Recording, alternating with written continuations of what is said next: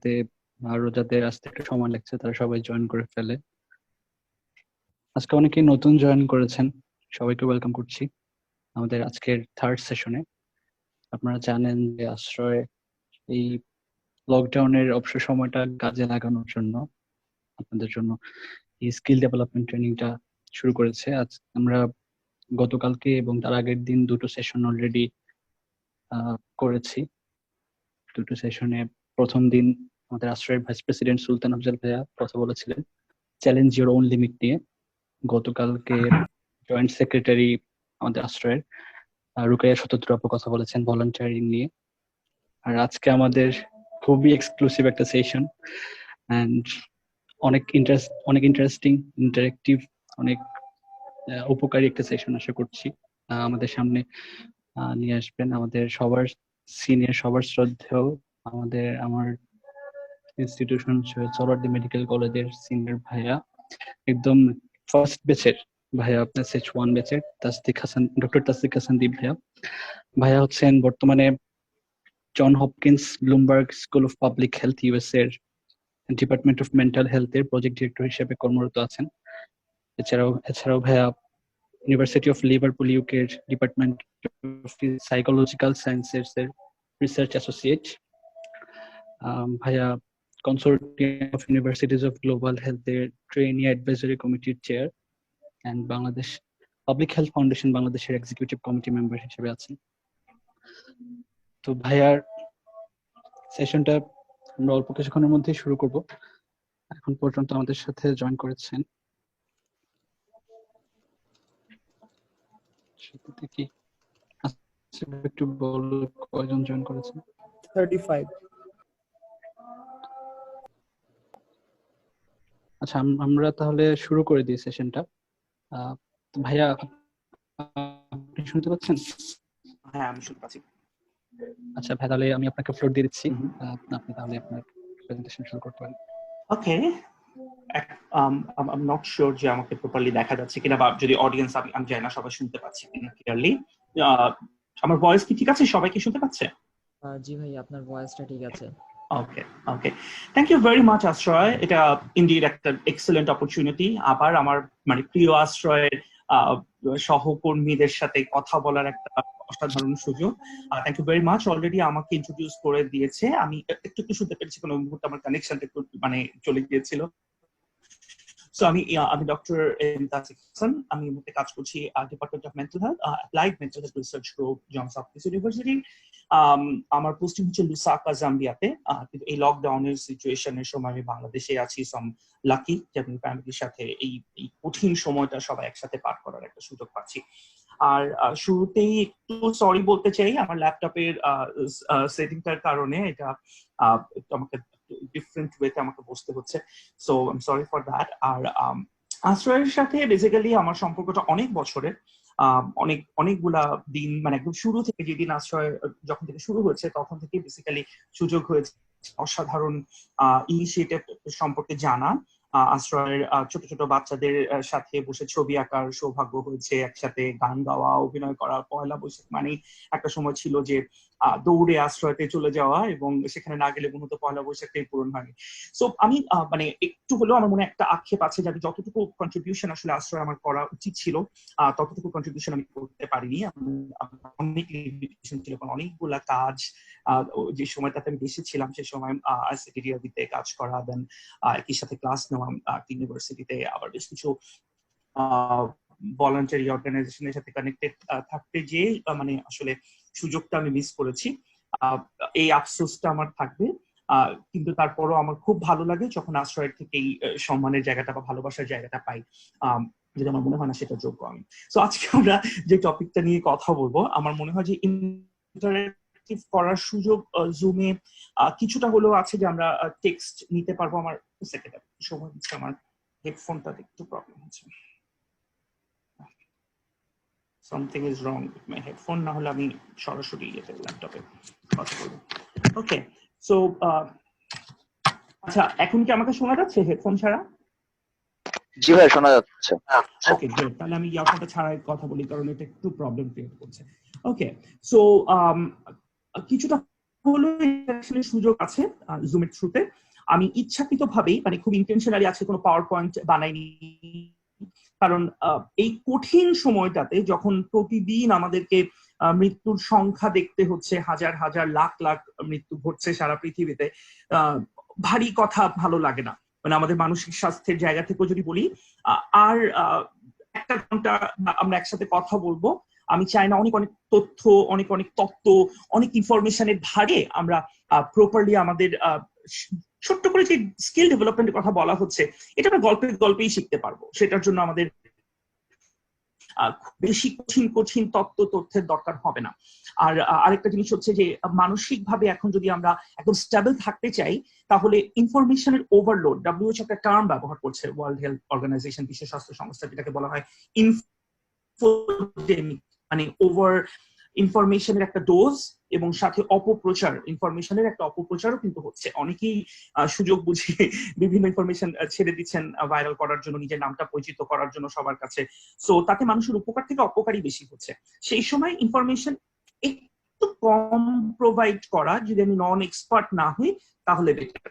So এটা এটা আসলে সবাইকে বলার জন্যই বলা, যে আমি যদি কোনো একটা ইনফরমেশন পেয়ে যাই যে করোনা ভাইরাস আমার গলার মধ্যে 4 ঘন্টা আটকে থাকবে, অথবা একটা কোন একটা গ্রামে একটা বাচ্চা জন্মগ্রহণ করে উঠেই সে করোনার ওষুধ বলে আবার তারপর মরে গিয়েছে, তো এরকম একটা কাহিনী আমরা শুনেছি মাঝখানে। তো এই টাইপের তথ্যগুলো প্রচার করা, বা রাত 12টার সময় আজকে আকাশ থেকে ডিসইনফেক্টেন্ট ফেলা হবে, আপনারা প্লিজ ঘরের মধ্যে থাকবেন, অসংখ্য স্টিগমা, অসংখ্য তথ্য আমরা পাচ্ছি।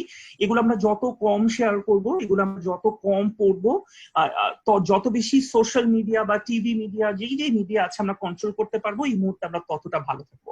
সো এটা হচ্ছে প্রথম কথা আজকের জন্য। স্পেশালি আমরা আজকে যারা কথা বলছে, আমি দেখতে পাচ্ছি বেশ 48 পার্টিসিপেন্ট, মানে একটা বড় সংখ্যক, আমাকে বাদ দিলে 47 জন, মানে প্রায় 50 জনের কাছাকাছি আমরা একসাথে অলরেডি হয়ে গেছি। সো এই মানে 50টা মানুষ আমরা যখন একসাথে কথা বলবো আজকে, বা আমরা বোঝার চেষ্টা করব যে কেয়ার ফর দ্য কেয়ারার্স মানে কি, বা আমাদের উদ্দেশ্যটা কি আজকে বসার, সেক্ষেত্রে আমাদের নিজেদেরকেও সেইভাবে তৈরি করে নিতে হবে যাতে আমাদের কোনো একটা তথ্য কোনো মানুষের ক্ষতির কারণ না হয়। একটু এক্সপ্লেন করি, আমাদের বাবা মা যারা আছেন, দাদা দাদি যারা আছেন, অনেকে কিন্তু এখন সোশ্যাল মিডিয়া ব্যবহার করেন, এবং তারা অনেক শিক্ষিত যারা আছেন তারাও বুঝতে পারেন না যে কোনটা আসলে অথেন্টিক সোর্স থেকে আসছে। এটা কিন্তু তাদেরকে নিয়ে হাসাহাসি করার সুযোগটা আমাদের সামনে নেই। আমাদের যেটা করতে হবে সেটা হচ্ছে তাদেরকে সঠিকভাবে বুঝিয়ে দেওয়া যে আকাশ থেকে আসলে হেলিকপ্টারে যদি ডিসইনফেক্টেন্ট ফেলা হয়, তাহলে সেটা সরকার পক্ষ থেকে সুন্দরভাবে একটা ঘোষণা দিয়েই ফেলা হবে, ডিজি হেলথের একটা প্রজ্ঞাপন জারি হবে, সেই প্রজ্ঞাপনটা আমরা পাবো, আমরা জানতে পারবো, তারপরে কিন্তু ফেলা হবে। হঠাৎ করে ফেসবুকে কেউ শেয়ার করলো এবং সেটা আমরা একদম ভয় পেয়ে সবাই দরজা জানালা বন্ধ করে বসে থাকলাম, সেটা কোনো কার্যকর কিছু হবে না। সো এটা আমাদের এই ফোরামে এই কথাগুলো এই জন্য বলতে হবে, কারণ নিজেদের খেয়াল রাখতে গেলে স্টিগমা থেকে আমাদের যেমন বের হয়ে আসতে হবে, ঠিক একই রকম ভাবে ভুল তথ্য যত কম আমরা নিতে পারবো এবং যত বেশি সঠিক তথ্য আমরা গ্রহণ করে সেটা মানুষকে জানাতে পারবো, আমরা বেশি উপকৃত হবো। ওকে, ডান। সো অনেক অনেক মানে একদম কঠিন কথা দিয়ে শুরু করলাম। কেয়ার ফর দ্য কেয়ারার, এই শব্দটার মানেটা আসলে কি? কেয়ারার কারা? যারা সেবা প্রদান করছে। সো এই সেবা প্রদান কিন্তু বিভিন্ন ভাবে হতে পারে। কেয়ারার শব্দটা মানে যদি আমরা তাত্ত্বিক ভাবে বিশ্লেষণ করি, বা মানে একদম স্পেসিফিক অর্থ, যে যারা সেবা প্রদান করেন, স্বাস্থ্য সেবা যারা দিচ্ছেন তারাও কেয়ারার, কিন্তু নর্মালি আমরা কেয়ারার বলতে বুঝি যে আমাদের ধরে নিলাম বাসায় বৃদ্ধ বা অসুস্থ বাবা মা আছেন, তার সেবা যিনি যারা করছে, বা নার্স বা ডাক্তাররাও এক অর্থে কেয়ারার। সো এগুলো হচ্ছে ব্রডার সেন্স। আবার এই কেয়ারার শব্দটাকে যদি আমরা ভলান্টারি বলি, হ্যাঁ ভলান্টারিও হতে পারে অবশ্যই। বাসায় পরিবারের সদস্যদেরকে যারা দেখে রাখছেন, ভলান্টারি সেবা দিচ্ছেন, সেখানে তো তারা কোনো টাকা ইনকাম করছেন না। বিশ্বের বিভিন্ন দেশে যদি আমরা দেখি এই সেবাটাই, মানে এই যে স্পেসিফিক একটা সেবার কথা আমি বলছি, বৃদ্ধ মানুষের দেখাশোনা করার জন্য কিন্তু একটা প্রফেশনাল গ্রুপ আছে, জেরিয়াট্রিক কেয়ার, যারা বিভিন্ন দেশে ইংল্যান্ডে আমেরিকাতে তারা কিন্তু প্রোভাইড করছেন, টাকার বিনিময়ে তারা যাচ্ছেন, তারা সেবা দিচ্ছেন। ইভেন মানে সত্যি কথা যেটা, সময় কাটানো, কথা বলার জন্য কিন্তু টাকা দেন। তারা এত লোনলি এই দেশের মানুষরা বিভিন্ন মানে পাশ্চাত্য দেশগুলোতে, যে তারা একা থাকে বাসার মধ্যে, একটা সার্টেন বয়সের পর কেউ থাকে না সাথে, সেই সময় শুধুমাত্র কথা বলার জন্য কিন্তু তারা মানুষকে ভাড়া, তারা একটা কেয়ার দিচ্ছে এবং নিচ্ছে, টাকা দিয়েই তারা নিচ্ছে। সো সব কেয়ারারই যে ভলান্টিয়ার সেটা না, কিন্তু সব ভলান্টিয়ার কিন্তু কেয়ারার। আমি জানি রোকেয়া গতকাল সম্ভবত ক্লাস নিয়েছে, প্রথম দিন সুলতান ভাই ক্লাস নিয়েছেন। সো প্রত্যেকটা জায়গায় কিন্তু ভলান্টিয়ারিজম জিনিসটাকে ব্যাখ্যা করা হচ্ছে ডিফারেন্ট অ্যাসপেক্ট থেকে। সো আমি কোনো রকম কোনো এক্সপ্লেনেশনে যাব না। ভলান্টিয়ার মানে কি অলরেডি আপনারা জানেন, যারা প্রথম দুইটা সেশন অ্যাটেন্ড করেছেন বা যারা আশ্রয়ের সাথে কোনো না কোনো ভাবে কানেক্টেড, অথবা প্রত্যেকেই কিন্তু এখন আমরা ভলান্টারি ডিফারেন্ট অর্গানাইজেশনের সাথে কানেক্টেড থাকি। সো এই ভলান্টিয়ার যারা, তাদের ভলান্টিয়ারিজমের পেছনেও কিন্তু কতগুলো উদ্দেশ্য কাজ করে। একটা গ্রুপ থাকে যারা একদম মানে প্রকৃত অর্থেই সেবা প্রদান করতে চান মানুষকে, যে এখানে যাই ঘটুক আমাকে নির্দিষ্ট একটা সেবা, নির্দিষ্ট একটা সাপোর্ট আমাকে করতে হবে মানুষকে, এবং সেটা মানে আমার লাইফে যেটাই ঘটুক না কেন আমার মানুষকে সেবা করাটা হচ্ছে আমার একটা ব্রত। সো এই জাতীয় মানুষ খুব রেয়ার। একটা গ্রুপ আছে এখন আমাদের সোসাইটিতে যাদের সেবা করার বা ভলান্টারি কাজগুলো করার মুখ্য উদ্দেশ্য থাকে ফেসবুকে বা সোশ্যাল মিডিয়াতে সেটা প্রচার করা, স্পেশালি ত্রাণ দিচ্ছেন, সেটা যাতে চেহারাটা একটু ভালো করে নিজেরটাও দেখা গেল, যিনি ত্রাণ নিচ্ছেন তিনি কতটুকু মুখভঙ্গি করুণ করে কান্না করছেন, ছোট একটা বাচ্চাকে দিয়ে যদি টিআরপিটা একটু বাড়ানো যায় সেটার একটা উদ্দেশ্য থাকে। আরেকটা গ্রুপ থাকেন যে বড় করে যে একটা বিশাল গ্রুপকে আমি সেবা দিচ্ছি। সো এই কঠিন ভাবে বলছি, খারাপ ভাবে বলছি, বাট এই গ্রুপের সংখ্যাটাও কিন্তু একেবারে কম না আমাদের সমাজে যদি আমরা তাকিয়ে দেখি, এবং অনেক বড় বড় সিনিয়র মানুষদের মধ্যে এই টেন্ডেন্সিটা আরো বেশি দেখা যায়। আজকে যারা কথা শুনছেন আমার ধারণা যারা আছেন তারা অধিকাংশই বয়সে অনেক তরুণ, এবং আপনারা কিন্তু কোনো ধরনের কোনো কিছু এক্সপেক্ট করে যে এই ত্রাণটা আমি প্রদান করলে আমি খুব বিখ্যাত হয়ে যাব, এটা থেকে আপনারা করেন না, আমি জানি, আমি বিশ্বাস করি। কারণ আশ্রয়ে যারা কাজ করে তারা কখনোই তাদের চেহারা দেখানোতে খুব একটা বিশ্বাস করেন না। তারা চান যে একদম 100% যাতে মানুষের কাছে সঠিক সেবাটা পৌঁছায় কোনো না কোনো ভাবে। আর সেটাই আসলে মুখ্য উদ্দেশ্য হওয়া উচিত যে কোনো ধরনের সেবামূলক কর্মকাণ্ডের। তো এই সেবামূলক কর্মকাণ্ড ডিফারেন্ট ভাবে হতে পারে। আপনারা বিভিন্ন বাচ্চাদেরকে পড়াশোনাতে সাহায্য করতে পারেন, যেটা করছে অলরেডি। স্ট্রিট কিড যারা আছে তাদেরকে এক ধরনের খাবার দেওয়া বা কম্বল শীতের সময় তাদেরকে দেওয়া, মানে বিচ্ছিন্নভাবে বিভিন্ন সময়ে ত্রাণের কাজ করা। এখন কোভিড এর যে ভয়ঙ্কর একটা বিপর্যয়ের মুখোমুখি আমরা পড়ে গেছি, আমাদের আসলে সেবা বা ভলান্টিয়ারদের গুরুত্বটা কিন্তু ভয়ঙ্কর রকম ভাবে বেড়ে গেছে, এবং আমরা ঠিক জানি না কতদিন আমরা এই লকডাউন পরিস্থিতিতে থাকবো, পুরো বিশ্ব কতদিন থাকবে। এই মহামারীর পর যে মন্দাটা তৈরি হবে, অর্থনৈতিক মন্দা যদি আমি বলি, সামাজিক একটা ভয়ঙ্কর রকমের বিপর্যয় কিন্তু আমরা প্রেডিক্ট করছি। আমি ভয় দিতে চাই না কাউকে, আমি খুব পজিটিভ অপটিমিস্টিক চিন্তা করতে চাই, কিন্তু এটা অস্বীকার করার কোনো উপায় নেই। কারণ একটা নির্দিষ্ট মানে সংখ্যক মানুষ চাকরি হারাবে, একটা নির্দিষ্ট সংখ্যক মানুষ ভয়ঙ্কর রকমের খাদ্য সংকটে ভুগবে। সেই জিনিসগুলো যদি আমরা প্রেডিক্ট করতে পারি তাহলে আমাদের ভলান্টিয়ারিজম যে একটা মেন্টালিটি, মানসিকতা আছে, সেটাকে আসলে স্পেসিফিকলি দেখার, সেটাকে নতুন ভাবে জাজ করার একটা সুযোগ কিন্তু আমাদের আছে, যে আমরা আসলে লম্বা একটা সময় সাপোর্ট দিতে পারবো। এই লম্বা সময় যে আমি সাপোর্ট দিব, এই সাপোর্টটা দিতে গেলে কিন্তু আমার নিজেকেও শক্ত থাকতে হবে, আমার নিজেকেও প্রপারলি একদম 110% আমাকে সুস্থ থাকতে হবে, ফিজিক্যালি সুস্থ থাকতে হবে, যাতে আমি দৌড়ে একটা জায়গায় যে সাপোর্ট দিতে পারি। আমার মেন্টালিও আমাকে খুব স্ট্রেংথের সাথে কাজটা করতে হবে। প্রথম যে জিনিসটা আমি বলতে চাই সেটা হচ্ছে আপনাকে আপনার নিজের জায়গাটাকে ফিক্স করে ফেলতে হবে। আমি যে ভলান্টিয়ার বা আমি একজন কেয়ারার, আমি সেবা প্রদান করছি, আমি কেন করছি? যদি আপনার উদ্দেশ্য থাকে আপনি আপনার সিভিতে অ্যাড করতে চান, কারণ আমি জানি এটা খুবই ভ্যালিড একটা রিজন।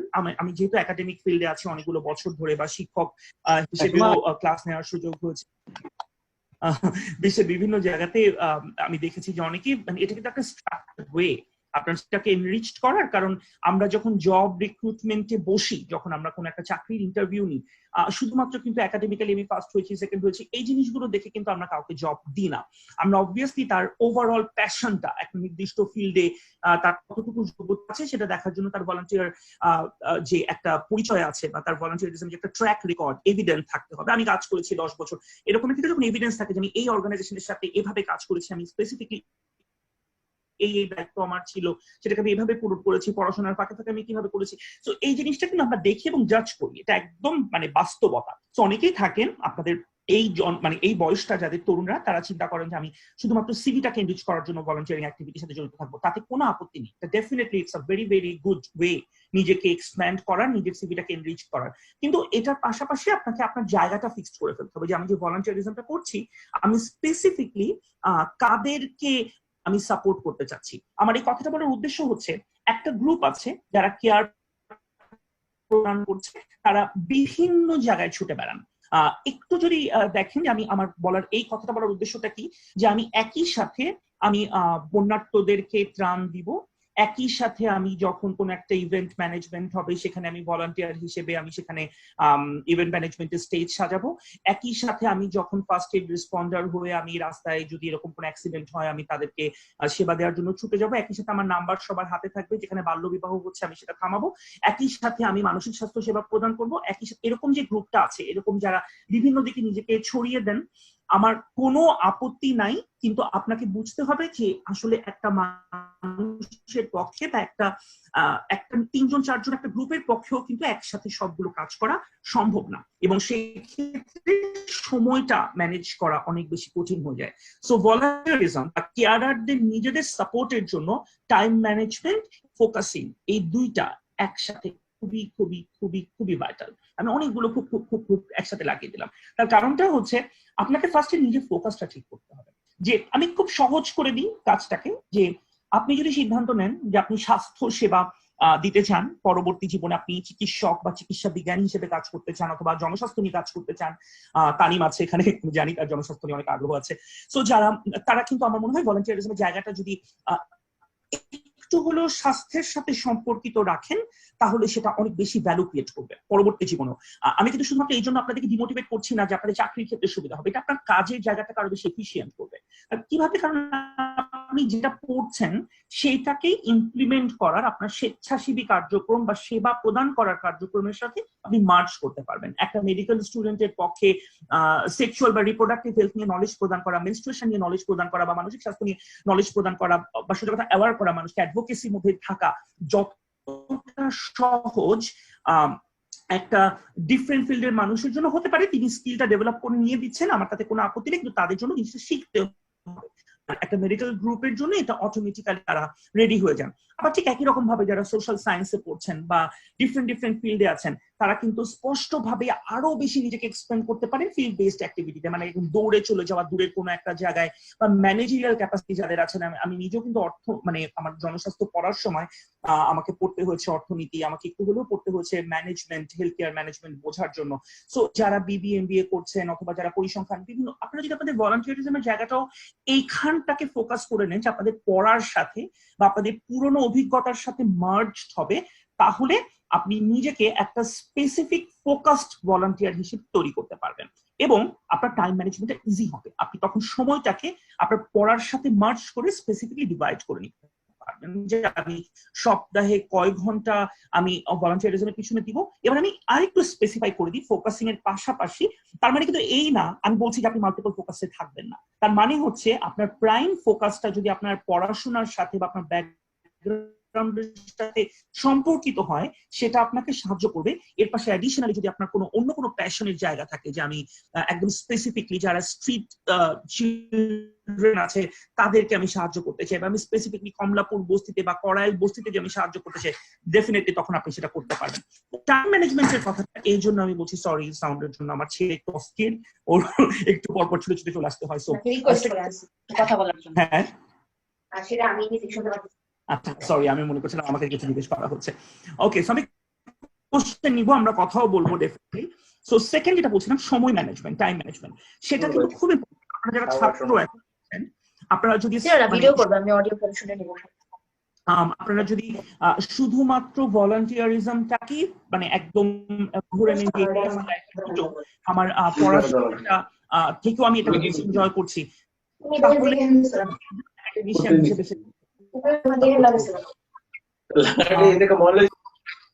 আচ্ছা, বা সম্ভবত কোনো একটা অডিও বা ভিডিও চালু আছে, সো এটা নয়েজ ক্রিয়েট করছে। প্রান্ত তোমরা কি মানে হোস্ট মিউট করতে পারো? হ্যাঁ ভাই, আমি করতেছি। আমি মিউট করে দিয়েছি। নো প্রবলেম, আমি কন্টিনিউ করি। কোনটাতে আসছিলাম সেটা হচ্ছে যে অবভিয়াসলি একজন একাডেমিশিয়ান হিসেবে আমি বলবো যে পড়াশোনাটার গুরুত্বটা অনেক অনেক মানে বেশি, কারণ এট দ্য এন্ড যদি তোমাদের মানে আপনাদের কাছে যদি এরকম থাকে যে শুধু ভলান্টিয়ারিজমের একটা বিশাল এক্সপেরিয়েন্স, কিন্তু তার মানে না যে ফার্স্ট সেকেন্ড বা খুব ভালো একাডেমি, সেটা না, একটা স্ট্যান্ডার্ড একটা স্টাডি যেটা কিন্তু নিজের আইডেন্টিটি, সেটার পাশাপাশি যতটুকু ভাবে করা যায় ভলান্টিয়ারিজম কাজটাকে, এবং সেটাকে একটা মানে মজার ব্যাপার হচ্ছে যে বিদেশে বা বিভিন্ন উন্নত দেশে কিন্তু ভলান্টিয়ারিজম একটা পেশাও, মানে চ্যারিটি অর্গানাইজেশন যেগুলো আছে তারা কিন্তু ডিফারেন্ট অ্যাঙ্গেল থেকে তারা এটাকে দেখে, এবং এই ভলান্টিয়ারিজম করেই একটা মানুষ তার জীবিকা উপার্জন করতে সক্ষম, যেটা বাংলাদেশের প্রেক্ষিতে আমি ঠিক জানি না কতটুকু এখনো ফিজিবল। তার কারণ হচ্ছে আমাদের সেই জায়গাটা এখনো তৈরি হয়নি। এটা কিভাবে হয় আমি বলতে পারি, সেটা হচ্ছে যে গ্র্যান্ট একটা, কারণ আপনাকে তো স্যালারি লাগবে আপনার। আমি যদি চিন্তা করি যে না আমি সারা জীবন ভলান্টিয়ারিজম করবো, আমার কোনো টাকার দরকার নেই, আপনার তো সংসার করতে হবে, আপনার সন্তান আসবে, আপনার ফ্যামিলিকে সাপোর্ট করতে হবে, সো প্রত্যেকটা জিনিসই কিন্তু চিন্তা করার দরকার আছে। এবং আপনি যখন নিজে একজন একটা ভালো কেয়ারার আপনি হবেন যখন আপনি আপনার নিজের কেয়ার এবং আপনার নিজের পরিবারের কেয়ারটা ঠিকঠাক মতো নিতে পারবেন। সো সেটা সম্ভব হচ্ছে যে যদি আপনি ইন্টারন্যাশনাল যে গ্র্যান্ট গুলো আছে সেখানেও সোশ্যাল কিছু মানে ভেঞ্চারের জন্য ওরা টাকা রাখেন, যেটা আপনি অ্যাপ্লাই করতে পারবেন, আপনার প্রিভিয়াস ট্র্যাক রেকর্ড দিয়ে আপনি সেই গ্র্যান্টটা ক্যাপচার করতে পারবেন। সেখান থেকে আপনি একদম কম্পিটিটিভ গ্র্যান্টের থ্রুতে $1 মিলিয়ন বা বড় বড় গ্র্যান্ট কিন্তু দেয়। আবার অনেক চ্যারিটি অর্গানাইজেশন বিদেশে আছে যারা ডোনারদের উপরে ডিপেন্ড করে, মানে এই ইন অ্যাডিশন টু যেই ডোনার গুলোর কথা আমি বলছি, ইউএসএইড বা ডিএফআইডি মানে ইন্টারন্যাশনাল অসেড, এই সমস্ত বড় বড় ডোনার ছাড়া পার্সোনাল ডোনেশন, যেমন বিদেশে কিন্তু যারা স্টার বা ফুটবলার যারা আছেন অসম্ভব বড় একটা অ্যামাউন্টের ইনকাম করে, আনইমাজিনেবল। আমাদের জন্য এটা আসলে বিশ্বাস করাটা খুব মানে কষ্টকর যে এরকম একটা অ্যামাউন্টের টাকা তারা উপার্জন করেন। বাংলাদেশে অনেকে আছেন স্টার বা কিছু মানুষ আছেন যারা অনেক টাকা ইনকাম করে, সো তারা একটা রেগুলার বেসিসে ডোনেশন দেন এবং তারাও কিন্তু একটা ফাউন্ডেশন তৈরি করে রাখেন। আর জাস্ট একটা সিম্পল এক্সাম্পল, আমি যেহেতু মানসিক স্বাস্থ্য নিয়ে কাজ করি, দীপিকা আমাদের খুব খুব ফেভারিট অ্যাক্ট্রেস, পাশের দেশ বলিউডে, সো ওর একটা ফাউন্ডেশন আছে LLL foundation, live love love, সম্ভবত if I am not wrong, live love love something foundation, সেটা অ্যাবসলিউটলি এটা dedicated to mental health support. So ও যেটা করছে যে ওর নিজেও কিছু মানে যেহেতু ওর একটা ফেস ভ্যালু আছে, ওর একটা অ্যাকসেপ্টেন্স আছে সোসাইটিতে, ও নিজেও ডোনেট করছে রেগুলার মান্থলি, এবং সেই ডোনেশনটার সাথে সে কিছু অ্যাডিশনাল ডোনেশন কালেক্ট করছে এবং সেটাকে একসাথে করে সে একটা গ্রুপ অফ এক্সপার্টকে রিক্রুট করেছে, চাকরি দিয়েছে, যেখানে ডাক্তার আছে, মানসিক স্বাস্থ্য এক্সপার্ট আছে, তারা কিন্তু আবার ফ্রি সাপোর্ট দিচ্ছে। সো সেই ফ্রি সাপোর্টটা দিয়ে আবার একটা বিশাল গ্রুপ অফ মানে যারা জনগোষ্ঠী আছে তারা উপকৃত হচ্ছে, এবং এটা সম্ভবত হায়দ্রাবাদ বা ব্যাঙ্গালোর, ওর যেখানে সম্ভবত Bangalore based, I am not sure কোথায় আছে ওর অফিসটা, মুম্বাইতে না as far I know. So এই যে সাপোর্টটা সে প্রদান করছে, এটা কিন্তু সে তার নিজের পরিচয়টাকে কাজে লাগিয়ে একটা চ্যারিটেবল অর্গানাইজেশন তৈরি করে, এবং সেটার যে স্বীকৃতিটা সে পাচ্ছে, কারণ মানসিক স্বাস্থ্যের কাজ করতে যে আমাদের রেগুলার বেসিসেই দেখতে হয় যে কোথায় কোথায় কি কি কাজ হচ্ছে। রিসেন্টলি ওয়ার্ল্ড ইকোনমিক ফোরাম থেকে তাকে একটা সম্মাননা দেওয়া হয়েছে, এবং সম্ভবত আগামী পরশু বা 25 তারিখে ডব্লিউএইচওর যিনি মুখপাত্র আছেন ডক্টর টেড্রোস, তার সাথে দীপিকার একটা সেশন আসছে, খুবই ইন্টারেস্টিং, যে পুরো বিশ্বের থেকে একজন মানসিক স্বাস্থ্যের সেলিব্রিটিকে উঠিয়ে নেওয়া হয়েছে যে এটা নিয়ে কথা বলবে। এবং যখন সে কথা বলবে, ইফ মানে আমি যদি রং না হই আমার প্রেডিকশনে, তাহলে সে কিন্তু খুবই স্পেসিফিক কথা বলবে, মানে সে সায়েন্স মানে সে এক্সপার্ট না, সো ডেফিনেটলি আমরা এক্সপেক্ট করতে পারি না যে সে ডিপ্রেশনের সাইন সিমটম বা এই সময় কি করা দরকার সেগুলো নিয়ে কথা বলবে, কিন্তু সে এমন কিছু তথ্য আমাদেরকে দিবে যে অ্যাডভোকেসির জায়গাগুলো, যে কিভাবে আমি মানুষকে সাপোর্ট করতে পারি মেন্টালি, যে একটা স্ট্রেস ট্রমা, একটা ভয়ঙ্কর একটা এক্সপেরিয়েন্সের মধ্যে দিয়ে আমরা যাচ্ছি, সেই জিনিসটা থেকে আমরা কিভাবে নিজেকে, আমি এক্সাইটেডলি ওয়েট করছি, আমি টাইমিংটা সেট করে নিই, আমি দেখবো শুনবো। সো এরকম ভাবে আমরা যদি চিন্তা করি যে আমরা যখন একটা জায়গায় পৌঁছাবো, সেই জায়গায় পৌঁছানোর পর আমরা কিভাবে আমাদের সাপোর্টটাকে আরো ভালোভাবে দিতে পারি, আরো সুন্দরভাবে দিতে পারি। সো বেশ কিছু আমি গ্রাউন্ডিং কথাবার্তা বললাম, যে আমি পড়াশোনাটাকে কন্টিনিউ করে একটা জায়গায় পৌঁছায়, হ্যাঁ অবভিয়াসলি সেই জায়গাটাতে পৌঁছাতে সময় লাগবে, তারপর আমি আবার আমার প্যাশনের জায়গাটাকে ব্যাক করবো, এটাও যেমন সম্ভব। আবার অনেকেই একদম শুরু থেকেই কিন্তু ভলান্টিয়ারিজমটাকে ধরে ধরে নিয়ে যাচ্ছেন, এবং সেই জায়গাটার মধ্যে ইভেন এতই প্যাশনেট যে সোশ্যাল সায়েন্স, জেরিয়াট্রিক সোশ্যাল সায়েন্সে পড়ে একদম বৃদ্ধদের স্বাস্থ্য নিয়ে সারা জীবন কাজ করে কাটিয়ে দিয়েছেন এবং খুব সাকসেসফুল জীবন কাটিয়েছেন, এরকম এক্সাম্পলও কিন্তু আছে। সো আমার এই কথাটা বলার উদ্দেশ্য হচ্ছে, এই যে সাকসেসটার কথা আমি বলছি, যে ওয়ার্ডটা আমি ব্যবহার করছি সাফল্য, সেটাও কিন্তু একটা আলাদা সেশন আমরা নিতে পারি, যে হাউ টু ডিফাইন সাকসেস। তার কারণ হচ্ছে সাকসেস কিন্তু আপনাকে আপনি নিজে ডিফাইন করবেন, আপনি কতগুলো ডিগ্রি করলেন, আপনি কোথায় চাকরি করলেন, কত কোটি টাকা আপনি ইনকাম করলেন, সেটা কিন্তু আপনার সাকসেসের ডিটারমাইনিং কোনো ফ্যাক্টর না, কোনো ইন্ডিকেটর না। যদি আমরা এইভাবে চিন্তা করি যাচ্ছে ওর সবার আগে ডিগ্রি হয়ে গেছে, ওর সবার আগে, it doesn't matter at all, কারণ এক একজনের কনটেক্সট, এক একজনের মানে পারিপার্শ্বিকতা কিন্তু আলাদা। জাস্ট একটা এক্সাম্পল দিই, আমাদের মেডিকেলের এটা সমস্যা হচ্ছে যে আমরা যেহেতু মেডিকেলের মানুষ, আমরা কথা বলতে গেলে আমাদের এই যে প্রফেশনাল এক্সাম, এফসিপিএস, বিভিন্ন ডিগ্রির নাম চলে আসে, যে জিনিসগুলো হচ্ছে স্পেসিফিকলি আমরা যেটার মধ্যে দিয়ে যাই। সো একটা স্টুডেন্ট যে সারা জীবন ধরে নিলাম যে সব পরীক্ষায় ফার্স্ট হয়েছে, সহজ বাংলায় মেডিকেল টার্ম ছাড়া বলি, সব পরীক্ষায় ফার্স্ট হয়ে সে একটা ডিসিশন নিল যে সে একটা ক্লিনিক্যাল ডিগ্রি নিবে, এফসিপিএস পার্ট 1 পরীক্ষার জন্য খুব সুন্দর করে পড়ছে। সেই মুহূর্তে তার বাবা অসুস্থ হয়ে গেল, তার ফিনান্স সবকিছু একদম একাকার হয়ে গেল, সেই পরীক্ষাটা দেওয়ার ওর তার কোনো সুযোগ থাকলো না এবং সম্পূর্ণভাবে সে নিজেকে নিয়োজিত করলো তার বাবার সুস্থতার কাজে। তার কিন্তু 4, 5, 6, 7 বছর লাগতে পারে সেই প্রসিডিউরটা থেকে বের হয়ে আসতে। এখন যদি আমরা তার সামনে যে হাসাহাসি শুরু করি, দেখো এত ভালো করতে সারা জীবন, এখন কি করলা, আমি তো তোমার থেকে আগে গেলাম। সো এখানে কিন্তু আমার মানসিক দৈন্যতাটাকে আমি প্রকাশ করছি, আমি মানসিকভাবে কতটুকু বিকলাঙ্গ, আমি মানসিকভাবে কতটুকু নিম্ন শ্রেণীর একটা মানুষ, সেটাকে আমি দেখাচ্ছি। তার কারণ হচ্ছে আমি তার কনটেক্সটটা বোঝার কোনো চেষ্টা করিনি, আমার সেই কনটেক্সটটা বোঝার দরকারও নেই। আমার যুক্তিটা হচ্ছে অ্যাজ আ হিউম্যান বিং আমরা সবসময় কনসিডার করব একটা এনভায়রনমেন্ট যেখানে আমরা সবাই নন জাজমেন্টাল থাকবো, আমরা নন টক্সিক থাকবো। কিভাবে থাকবো, কার ক্যারিয়ার কোথায় যাচ্ছে সেটা আমার কনসিডার করার কোনো ধরনের কোনো যুক্তিই নাই। আমি কনসিডার করব আমি যেটা করতে চাচ্ছি আমি সেই জায়গাটুকু অ্যাচিভ করতে পারছি কিনা। আমার একটা টাইমলাইন থাকতে পারে যে আমি লাস্ট 5 বছর এটা করতে চেয়েছিলাম, বা আমি আগামী 5 বছর এটা করতে চাই, যেটা আপনি করতে চেয়েছিলেন হয়তো করতে পারেননি, এখন সেটা করবেন, অথবা নেক্সট 5 বছরে আমি এই জায়গাটাতে নিজেকে দেখতে চাই, কোনো অসুবিধা নেই, আপনি সেটাতে ফোকাস করেন। কিন্তু আপনি যদি এভাবে কম্পেয়ার করেন যে আমার এই বন্ধুর এই ডিগ্রিটা হয়েছে, আমাকে সেটার আগে এটা করতে হবে, দেন আমি ডেফিনেটলি বলবো যে you are not in the right track. কারণ একটা হিউম্যান বিং এর আলটিমেট লক্ষ্য জীবনে কিন্তু কন্ট্রিবিউট করা টু দ্য ওয়ার্ল্ড। আপনি যে পৃথিবীতে এসেছেন, পৃথিবীতে আসাটা কিন্তু আপনার উপর ডিপেন্ড করেনি, আপনি নিজেকে তৈরি করে পৃথিবীতে আসেননি, আপনাকে তৈরি করে পৃথিবীতে পাঠানো হয়েছে, একটা সুন্দর পৃথিবী বানিয়ে সৃষ্টিকর্তা আমাদেরকে পাঠিয়ে দিয়েছেন। সো এখানে আমরা কন্ট্রিবিউট কতটুকু করতে পারছি ইফেক্টিভলি, সেইটা ইম্পর্টেন্ট। আমি কতটুকু মানুষকে দেখাতে পারছি আমার কন্ট্রিবিউশন, সেটা কিন্তু ইম্পর্টেন্ট না। সো আমি ব্যাক টু দ্য পয়েন্ট, যদি আবার আমার নিজের মানে যেইটা আজকে টপিক সেখানে ব্যাক করি, তাহলে খুব ইম্পর্টেন্ট একটা জিনিস হচ্ছে যে এই মুহূর্তে যে কোভিড এর যে একটা ভয়ঙ্কর দুর্যোগের মধ্যে দিয়ে আমরা যাচ্ছি, এই সময় আমরা কিভাবে যারা কেয়ারার, যারা মানে একদম মাঠে ঘাটে দৌড়ে কাজ করছে, আমি যদি বিদ্যানন্দের কথা বলি, খুব খুব কষ্টদায়ক কিছু স্টেটমেন্ট কিন্তু আমরা দেখতে পাচ্ছি যে কোন একটা হসপিটাল এরকম হয়েছে যে খাবার নার্সরা পাচ্ছে না, সেখানে বিদ্যানন্দ খাবার পৌঁছে দিয়েছে। সো এরকম একটা স্ট্যাটাস আমি দেখেছি ফেসবুকে যে যদি বিদ্যানন্দই খাবার পৌঁছে দেয় তাহলে আমাদের সরকারকে ট্যাক্স দেওয়ার দরকার কি। আমি কোনো পলিটিক্যাল স্টেটমেন্টে যাবো না, বা এরকম কোনো কাউকে ছোট করে বা সরকারকে কোন ধরনের কোনো আমি নেগেটিভ পয়েন্ট বলতে চাই না, কিন্তু বলার উদ্দেশ্য হচ্ছে একটাই, যে আমাদের ভলান্টিয়ার অর্গানাইজেশন গুলো এমন একটা স্টেজে কিন্তু বাংলাদেশে পৌঁছেছে যেখানে মানুষ তাকিয়ে থাকে যে যদি কেউ নাও থাকে, আমরা জানি কিছু এমন মানুষ আছে, কিছু এমন অর্গানাইজেশন আছে যারা আমাদেরকে ওই মুহূর্তেও ছুটতে চলে আসবে।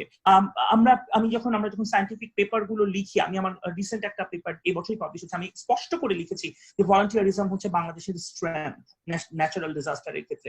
কারণ এই যে যখন বন্যা হচ্ছে, সাইক্লোন হচ্ছে বা ঘূর্ণিঝড় হচ্ছে, সবগুলোর পর আমরা যদি রানা প্লাজার টেন্ডেন্সিটা, মানে রানা প্লাজার যে ইনসিডেন্টস হয়েছে সেটা দেখি, কতগুলো ভলান্টিয়ার মারা গেছে ওই সময়টাতে, যারা কোনো ধরনের কোনো প্রোটেকশন ছাড়া, কোনো ধরনের কোনো ফর্মাল ট্রেনিং ছাড়া শুধু মানুষকে সাহায্য করার জন্য ছুটে গেছে ওই জায়গাটার মধ্যে, এবং নিজেদের জীবন দিয়ে কিন্তু তারা প্রমাণ করেছে। খুব কম দেশ আছে পৃথিবীতে যারা এই এক্সাম্পল গুলো তৈরি করতে পেরেছে, এবং যেটা বাংলাদেশিরা যতই আমাদের দুর্বলতা থাকুক, যতই আমাদের চারিত্রিক কিছু বৈশিষ্ট্য থাকুক, আমাদের কিন্তু এই গুণটা আছে। তো সেই গুণটাকে সাস্টেইন রাখার জন্য যাই পারিপার্শ্বিকতা থাকুক, নিজেদেরকে আমরা যদি ওই ট্র্যাকটাতে চিন্তা করি যে আমাদেরকে কন্ট্রিবিউট করতে হবে, তাহলে আমাদের নিজেদের মানসিক এবং শারীরিক স্বাস্থ্যের প্রতি লক্ষ্যটা রাখতেই হবে। তো আমি একটু দিকে যাচ্ছি, আমি জানি যে আমাদের সময়টাও খুব বেশি নাই, টেকনিক্যাল টার্মের দিকে যে আমি কয়েকটা রিকমেন্ডেশন বলতে চাই। যে রিসেন্টলি পুরো বিশ্ব যখন মানে এই প্যান্ডেমিকের পরবর্তী বা প্যান্ডেমিকের মধ্যবর্তী সময়ে বিভিন্ন অ্যাসপেক্ট নিয়ে কথা বলছে, সেই সময় কিন্তু ভলান্টিয়ার বা কেয়ারার যারা, তাদের ভূমিকাটার কথাও সায়েন্টিফিক্যালি আলোচনা করা হয়েছে। আমি যেহেতু মানসিক স্বাস্থ্যের ব্যাপারটাকে ফোকাস করছি আজকে, তো আমি কয়েকটা দিতে চাই যে কিভাবে এই জিনিসটাকে আইডেন্টিফাই করা হয়েছে। যেমন যারা আইসোলেশনে আছেন, কারণ এখন যে ভলান্টিয়াররা আছেন তারা সবাই কিন্তু একসাথে ফিল্ডে নাই, কারণ আমাদের লকডাউন চলছে, আমাদের সন্ধ্যা 6টা পর্যন্ত ঘরে বাইরে না যাওয়ার, 6টার পরে বাইরে যাওয়ার ব্যাপারে রেস্ট্রিকশন আছে, এবং অনেক রেস্ট্রিকশন কিন্তু আছে। এখন চাইলেই আপনি দৌড় দিয়ে যে আগে যেরকম ভাবে আপনি সাহায্য করতে পেরেছেন সেটা কিন্তু আপনি করতে পারছেন না। এবং আরেকটা ব্যাপার আছে, এখানে সেফটি এবং সিকিউরিটির একটা খুব ভয়ঙ্কর ইস্যু আছে। সেফটি এই কথাটা এই জন্য বলা যে মানে আমাদের যে ভাইরাসটা আমরা এখন কথা বলছি, করোনা ভাইরাস, খুবই সংক্রামক একটা ভাইরাস, যেটা খুব সহজেই একজন থেকে আরেকজনের মধ্যে ছড়িয়ে যাচ্ছে। আপনার মধ্যে যদি আসে, আপনি সাথে সাথেই কিন্তু বাসায় যেতে যেতেই হয়তো আরো 10টা মানুষকে ইনফেক্ট করে তারপর আপনি বাসায় যে আরো 5টা মানুষকে ইনফেক্ট করবেন। প্লাস সিকিউরিটির ইস্যুটা এই জন্য হচ্ছে যে যেহেতু আমাদের লকডাউন একটা ফেজ আছে, অনেক জায়গাতেই এখন পুলিশ, অনেক জায়গাতেই কিন্তু মানে সেই সাপোর্টটা অনেক মানুষ নাই। তো একটা ভলান্টিয়ার যখন সন্ধ্যার পরে চলাচল করছেন বা যাচ্ছেন, খুব যে আমরা সেফটি বা সিকিউরিটি দিতে পারছি আমাদের সমাজ থেকে ট্র্যাডিশনালি, সেটা কিন্তু আমরা পারি না, এবং এখন আমরা আরো পারছি না। সো সিকিউরিটির ইস্যুটাও এখানে চলে আসে।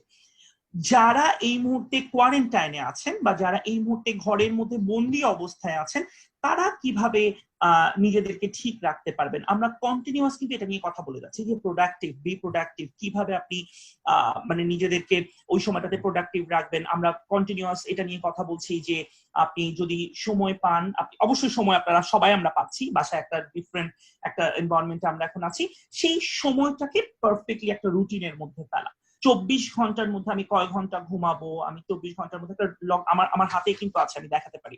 এই যে এটা একটা বই, আমি জানি না আপনারা দেখতে পাচ্ছেন কিনা, এটা সরি একটা নোটবুক, আমার ছেলের আঁকিবুকিও আছে এটার মধ্যে। আমি একদম ডেইলি তারিখ দিয়ে, সময় দিয়ে আমি পয়েন্ট আউট করে রাখি যে আমি ঘুম থেকে যদি 10টায় উঠি বা 11টায় উঠি, আমি দেরি করে এখন আমরা উঠছি, সবাই কিন্তু তাই। তো যদি সকালে কোনো মিটিং না থাকে, সো 2 ঘন্টা এটা, 3 ঘন্টা এটা। তো আমি যদি প্রোডাক্টিভ ওয়েতে নোট ডাউন করে রাখি যে আমি কোনটার পরে কোনটা করব, তাহলে সেটা আমার সময়টাকে খুবই ইফেক্টিভলি মানে হেল্প করবে। একটা লকডাউন মানে জাস্ট একটা নোট খাতায় কিন্তু আপনাকে অনেকখানি দিনটাকে সুন্দর করে সাজাতে সাহায্য করবে। আমি যেটা করি, সেটা হয়ে আমি টিক দিয়ে দিই, এবং যেটা হয় না অবভিয়াসলি এরকম একটা কঠিন সময়ে, যে সময়টাতে আমরা একদম আটকানো একটা ফেজে আছি, মৃত্যু একটা সংঘাতে পরিণত হয়েছে, আমরা কিন্তু এক্সপেক্ট করতে পারি না যে আমি আমার সবগুলো দিনের কাজ আমি অ্যাচিভ করতে পারবো।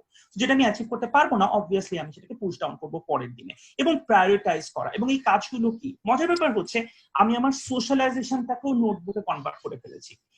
যে আমি যাদেরকে ফোন দিব, কারণ একই সময়টাতে সোশ্যাল কানেক্টিভিটিটা খুব খুব প্রয়োজন। আগে একটা জিনিস বলে দিই, যে টার্মটা ব্যবহার করা হচ্ছে সোশ্যাল ডিস্টেন্সিং, আমি কিন্তু টার্মটা একেবারেই এগেইনস্টে। আমরা মানসিক স্বাস্থ্য বিশেষজ্ঞরা বা যারা আমরা মানসিক স্বাস্থ্য পড়াশোনা করেছি, আমরা ফিজিক্যাল ডিস্টেন্সিং শব্দটা ব্যবহার করছি। একদম 100% আমরা বলছি যে এই সময়ে সোশ্যাল ডিস্টেন্সিং শব্দটা আমরা ডেভিয়েট করবো মানুষকে, আমরা শারীরিকভাবে বিচ্ছিন্ন থাকবো, ফিজিক্যালি ডিস্ট্যান্ট থাকবো, সোশ্যালি কানেক্টেড আমাদেরকে থাকতেই হবে। সোশ্যাল সলিডারিটি একটা কি এই মুহূর্তে আমাদের জন্য। সো সেক্ষেত্রে যে কাকে আমি ফোন দিব, দাদু বা ফুপুই বা খালা, এটা আমি নোট ডাউন করে রাখি। পাশাপাশি হচ্ছে যে ফ্রেন্ডদেরকে যদি খবর নিতে হয়, তাদের যদি কোনো ফ্রন্ট লাইন ওয়ার্কার যেটা আমাকে সাপোর্ট দিতে হচ্ছে এখন মানসিক স্বাস্থ্যের জন্য, তাদেরকে আমি কখন ফলো আপ করবো, সেই জিনিসগুলো একদম প্রপারলি নোট, সব কিন্তু ভলান্টারি নোট ডাউন করা থাকে। দেখুন, এই যে ভলান্টারি আপনি একটু হলেও কন্ট্রিবিউট করতে পারছেন, আমার খুব আফসোস, মানে ডাক্তারি সার্টিফিকেট নিয়ে আমি রোগী দেখতে পাচ্ছি না এখন, কারণ সেই সুযোগটা আমার নাই, আমি দেশে কাজ করি না বা আমাদের হেলথ সিস্টেম সেই সুযোগটা রাখা হয়নি যে আমি ডিরেক্টলি এখন যে কোভিড কেস ডিল করবো। তো আমি যে আক্ষেপটা করছি, আমি কোভিড কেস ডিল করতে পারছি না বা আমি সরাসরি যোদ্ধা হিসেবে কাজ করতে পারছি না, কিন্তু আমি যদি ভলান্টারি তাদেরকে সাপোর্ট দিতে পারি কিছুটা হলেও, সেটা কিন্তু আমাকে অনেকখানি মানসিক ভাবে উজ্জীবিত করবে। তো সেটা আপনার ক্ষেত্রে। আমি একটু থিওরিটিক্যালি ঢুকি, সেটা হচ্ছে যে ভার্বাল কমিউনিকেশন এই টোটাল সিনারিওতে খুব খুব খুব ইম্পর্টেন্ট। তার কারণ হচ্ছে আপনি যেই কথাটা বলছেন আরেকজনকে, সেই কথাটা কিন্তু আরেকটা মানুষকে ভয় দিতে পারে, আতঙ্ক দিতে পারে, তাকে সাহায্য করতে পারে ওই সিচুয়েশনটা থেকে বের হয়ে আসার জন্য। ভয় আর আতঙ্কের মধ্যেও কিন্তু পার্থক্য আছে। যদি এখন আমি বলি যে না না আমি কোভিডে কোনো ভয় পাচ্ছি না, তাহলে এটা রং। একজন মানসিক স্বাস্থ্যের জায়গা থেকে বা একজন ডাক্তার হিসেবে এখন যদি আমি দেখি আপনি ভয় পাচ্ছেন না, তাহলে আমাকে বুঝতে হবে যে কোনো একটা গড়বড় আছে। একদম সহজ হিসাব, ভয় পাওয়াটাই স্বাভাবিক। কিন্তু যদি ভয়টা আতঙ্কে কনভার্টেড হয়ে যায়, যে আমি মানে কিছুই মানে সহজভাবে দেখতে পাচ্ছি, আমি প্যানিক হয়ে যাচ্ছি, প্যানিক ডিসঅর্ডারের দিকে চলে যায়, আমি কিন্তু আতঙ্ক মানে একদম প্রপাগেট করবো আরেকজনের মধ্যে, এবং সেই আতঙ্কটা আমাকে সচেতন করবে না, কিন্তু ভয় আমাকে অনেকখানি সচেতন করবে। আমি যদি ভয় পাই, তাহলে আমি ঘটনার গুরুত্বটা বুঝতে পারবো, যে আমাকে হ্যান্ড হাইজিন মেনটেন করতে হবে। এখন হ্যান্ড হাইজিন না, একদম টোটালি আমরা বলছি একটা ফিজিক্যাল হাইজিন মেনটেন করার কথা। সো ভার্বাল কমিউনিকেশনের কথা যেখানে আসলো, সেখানে ইস্যুটা হচ্ছে যে অ্যাকুরেট ইনফরমেশনটা আমাদেরকে দিতে হবে, কথা বলতে হবে অ্যাকুরেট ইনফরমেশন নিয়ে টু এভরিওয়ান। আপনারা যারা ভলান্টিয়ার অর্গানাইজেশনে কাজ করছেন, একজন আরেকজনের সাথে কন্টিনিউ আপনারা কিন্তু যোগাযোগ করছেন, ফেসবুকে যোগাযোগ করছেন, হোয়াটসঅ্যাপে যোগাযোগ করছেন, ফোনে কথা বলছেন। আমি কিন্তু বলছি যারা বাসায় আছেন, একটু পরে আমি আসবো যারা ফিল্ডে তাদের কেয়ারটা নিয়ে আপনারা অথেন্টিক ইনফরমেশনটা শেয়ার করেন। হতে পারে আইডিসিআর নিয়ে আপনাদের প্রবলেম আছে, হতে পারে আপনারা ফ্লোরা ম্যাডামের শাড়ির সংখ্যা নিয়ে চিন্তা করছেন বেশি, তারপরেও কিন্তু বাংলাদেশে আইডিসিআর থেকে অথেন্টিক কোনো অর্গানাইজেশন এই মুহূর্তে নাই। ডিজি হেলথ যেটা তাদের আন্ডারে আইডিসিআর আছে, এবং আইডিসিআর ডিজি হেলথকে আমাদেরকে বিশ্বাস করতে হবে যে তথ্যটা তারা দিচ্ছেন, যে নাম্বারটা তারা বলছেন বা যেই কাজগুলো আমাদেরকে করতে বলছেন। পাশাপাশি আপনি WHO ফলো করেন, এখন to be frank world health অর্গানাইজেশনকে আপনার ফলো করতে হবে। সেক্ষেত্রে যদি আপনি কনস্পিরেসি থিওরিতে চলে যান, আচ্ছা ট্রাম্প বলেছে WHO তে টাকা দেবে না, চায়নার সাথে নিশ্চয়ই WHO কোনো একটা আঘাত, আমরা ধরে নিয়েছি যে WHO এবং চায়না একসাথে মিলে আমেরিকাকে ধ্বংস করার জন্য এটা করেছে, নিশ্চয়ই এখন একটা নির্দিষ্ট ধর্মগোষ্ঠীর কথা আমরা চিন্তা করছি যে না আমাদের হবে না, অন্যদের হবে, এটা আমি কোনো নাম বলতে চাই না। সো এরকম অসংখ্য কনস্পিরেসি থিওরিতে যদি আপনি বিশ্বাস করেন তাহলেও কিন্তু আপনি রং। সো আপনাকে জানতে হবে যে এক্সাক্ট ইনফরমেশনটা কোনটা, যে সোর্স গুলো আমি বললাম, ডিজি হেলথ, আইডিসিআর, WHO, আমি যেখানে কাজ করি জনস হপকিন্স ইউনিভার্সিটির অসম্ভব সুন্দর সুন্দর ডাটা আছে। অথেন্টিক ইনফরমেশন নেওয়ার জন্য ডিরেক্টলি অথেন্টিক সোর্সে যান। ফেসবুকে লিখে দিল কোনো একটা পোর্টাল, সেটা আপনি সারা দুনিয়ায় শেয়ার করবেন, প্লিজ এটা করেন না। এটা কোনোভাবেই আপনার অ্যাকাউন্টেবিলিটিটাকে শো করে না, এটাকে প্রমাণ করে হচ্ছে যে আপনি একটা নিবোধ, এটা প্রমাণ করে যে আপনার মধ্যে বুদ্ধি জিনিসটা একটু কম আছে। ওকে, সো নেক্সট হচ্ছে সাইকোসোশ্যাল কিছু ফ্রেজ আছে, মানে আমরা যখন সাইকোলজি কথাতে যদি আমরা বলি, এই ফ্রেজ গুলো অনেকাংশে মানুষকে ওপেন করতে সাহায্য করে, এবং এর সাথে প্রশ্ন জিজ্ঞেস করা, আস্ক কোশ্চেনস। মানে আপনি চুপ না থেকে যদি আপনি দেখেন যে কেউ এই মুহূর্তে খুব বেশি আতঙ্কিত হয়ে যাচ্ছে, তাকে আবার আতঙ্ক থেকে একটু করে নর্মাল ফেজে, ভয়ের ফেজে ফিরিয়ে নিয়ে আসেন, সেখানেও যদি আপনি কিছু নর্মাল ফ্রেজ ব্যবহার না করে আপনি সাইকোসোশ্যাল ফ্রেজ গুলো ব্যবহার করেন, তাহলে কিন্তু আপনি তাকে সাহায্য করতে পারবেন। তো এই সাইকোসোশ্যাল ফ্রেজ গুলো কি? একটা হচ্ছে কথা শুরু করা, যে আমি বুঝতে পারছি যে তোমার খারাপ লাগছে, আমি বুঝতে পারছি তোমার মন খারাপ লাগছে, আমি বুঝতে পারছি তোমার রাগ হচ্ছে, এভাবে বলেন। কোনো মানে নাই তো এরকম রাগ করার, কেন তুমি এত মন খারাপ করছো? নো, জাস্ট আপনি তাকে আগে কানেক্ট করে নেন তার সাথে, যে আপনি ইংলিশে যেটা নর্মালি ইংলিশে টার্মটা হচ্ছে you have the right to be sad or angry, তার মানে তোমার অধিকার আছে, এখন তোমার এখন হতে পারে না। ওকে, সো সেকেন্ড যদি আমি যাই, তাহলে আপনি বলতে পারেন যে আমি বুঝতে পারছি তুমি যে কথাটা বলছো, তোমার কথাটা আমি বুঝতে পারছি, তোমার অসম্ভব আতঙ্ক লাগছে, কতদিন চলবে এই লকডাউন, আমি বুঝতে পারছি, এটা আসলে এই সিচুয়েশনে তুমি যে রিয়াকশনটা করছো এটা কিন্তু নর্মাল। এবং এই যে ফ্রেজ গুলো আমি বলছি, এই ফ্রেজ গুলো কিন্তু আপনি যখন আরেকটা মানুষকে বলবেন, সেটা হতে পারে আপনার বাবা মা, ভাই বোন, বা ফোনে আপনার বন্ধু বান্ধবী, যে কেউ, আপনি কিন্তু নিজেকেও কাউন্সিলিং করবেন, আপনি নিজেকেও অনেকখানি বুঝাতে পারবেন যে আমি যেটা বলছি সেটা কিন্তু অটোমেটিক্যালি আপনার নিজের জন্য একই রকম ভাবে প্রযোজ্য। আপনি যদি এভাবে বলেন যে আমি বুঝতে পারছি তুমি কি বলছো, আচ্ছা একটা কাজ করি, চলো আমরা এটা চিন্তা করি যে কিভাবে সলিউশন করা যায়। ওকে, আমরা আমরা আমরা একটা পোটেনশিয়াল কতগুলো সলিউশন, পসিবল কতগুলো সলিউশন নিয়ে ভাবি। আরেকটা করতে পারি সহজভাবে, দেখো আমি তোমাকে নিয়ে চিন্তা করছি, I am concerned about you, তুমি ইম্পর্টেন্ট, এই একটা কথা, ইউ আর ইম্পর্টেন্ট, এটা যে কি অসম্ভব রকমের ইফেক্টিভ। যখন আপনি তর্ক করছেন, আমরা সোশ্যাল মিডিয়াতে অনেক তর্ক করি, সেক্ষেত্রেও কিন্তু আপনি অনেকাংশেই ভুল করছেন, কারণ যার সাথে আপনি তর্ক করছেন আপনাকে কিন্তু বুঝতে হবে সেও নর্মাল স্টেজে নাই, একটা নর্মাল মেন্টাল এবং ফিজিক্যাল স্টেটের মধ্যে দিয়ে কিন্তু সে যাচ্ছে না। তো সেই তর্কটা না করে আপনি তাকে ইনবক্সে আপনি তাকে পাঠাতে পারেন যে দেখো হ্যাঁ তুমি যেটা বললা, আমি আসলে তোমার সাথে এই জায়গাটা একমত। অনেক সময় ওপেনলি যখন আমি বলি, আমরা একটু ইগোইস্টিক জাতি, তো আমরা ওই ইগো থেকে আমরা ওইখানে রিপ্লাই করা শুরু করি, এবং দেখবেন লাইনের পর লাইন চলছে চলছে, সহমত চলে আসছে, অনেক কিছু হয়ে যাচ্ছে তার ভিতরে। তো এই যে কোনো কিছু আমরা খুব পলিটিক্যালি আবার একটা ফ্রেমের মধ্যে নিয়ে যাই, এগুলো না করে আপনার যদি কোনো যুক্তি থাকে আপনি সুন্দর করে সেই যুক্তিটা তাকে আলাদা করে বুঝিয়ে বলেন, যদি সে না বুঝতে চায় না বুঝুক, কিন্তু আপনি তাকে বোঝানোর জন্য একটা সুন্দর ভাবে যে দেখো আমি বুঝতে পারছি তুমি এটা কেন বলছো, বা তোমার পারমিশন নিয়ে, তোমার কনসেন্ট নিয়ে আমি আসলে তোমাকে বলতে চাই যে দেখো এটা আসলে এইটা, আমি তোমাকে সোর্সটা দিচ্ছি। এই 4টা বা 5টা হচ্ছে authentic source. Empathy is the কি। আপনি যার সাথে তর্ক করবেন, এমপ্যাথি নিয়ে তর্ক করুন, দেখবেন খুব ইফেক্টিভলি আপনি তর্কটাতে জিততে পারবেন। সো যারা আইসোলেশনে আছেন, এই ফ্রেজগুলো তারা ব্যবহার করবেন, একজন আরেকজনের প্রতি এনকারেজ করবেন। ঘরের মধ্যে বসে থাকা, যখন স্টে হোম একটা সলিউশন, তখন সেই ঘরের মধ্যে বসে থাকাটাই কিন্তু আপনার রেসপন্সিবিলিটি। সেই বসে থাকা, যতটুকু আপনি বসে থাকছেন, যতটুকু আপনি ঘরের মধ্যে থাকছেন, ততটুকু কিন্তু আপনি নিজেকে একজন রেসপন্সিবল মানুষ হিসেবে প্রুফ করছেন। আপনি যদি ঘরে বাইরে যান প্রুফ করার জন্য যে দেখো আমি বস্তিতে বস্তিতে যে খাবার দিচ্ছি, আমি কত বড় ভলান্টিয়ার, তাহলে কিন্তু আপনি রং। এই সেন্সে রং। যারা যাচ্ছেন তাদের কোনো অসুবিধা নেই, তারা অবশ্যই যদি প্রপার প্রোটেকশন মেনটেন করে একটা সিস্টেমের মধ্যে দিয়ে যান, তাহলে কোনো সেখানে আমি আপত্তি দেখি না। কিন্তু বুঝে, যদি সেটা না করে আপনি শুধু শো অফের জন্য যান, তাহলে কিন্তু আপনি 110% একজন খুব বোকা মানুষের মতো এখানে আপনি আসলে আচরণ করছেন। আপনাকে রেফারও করতে জানতে হবে।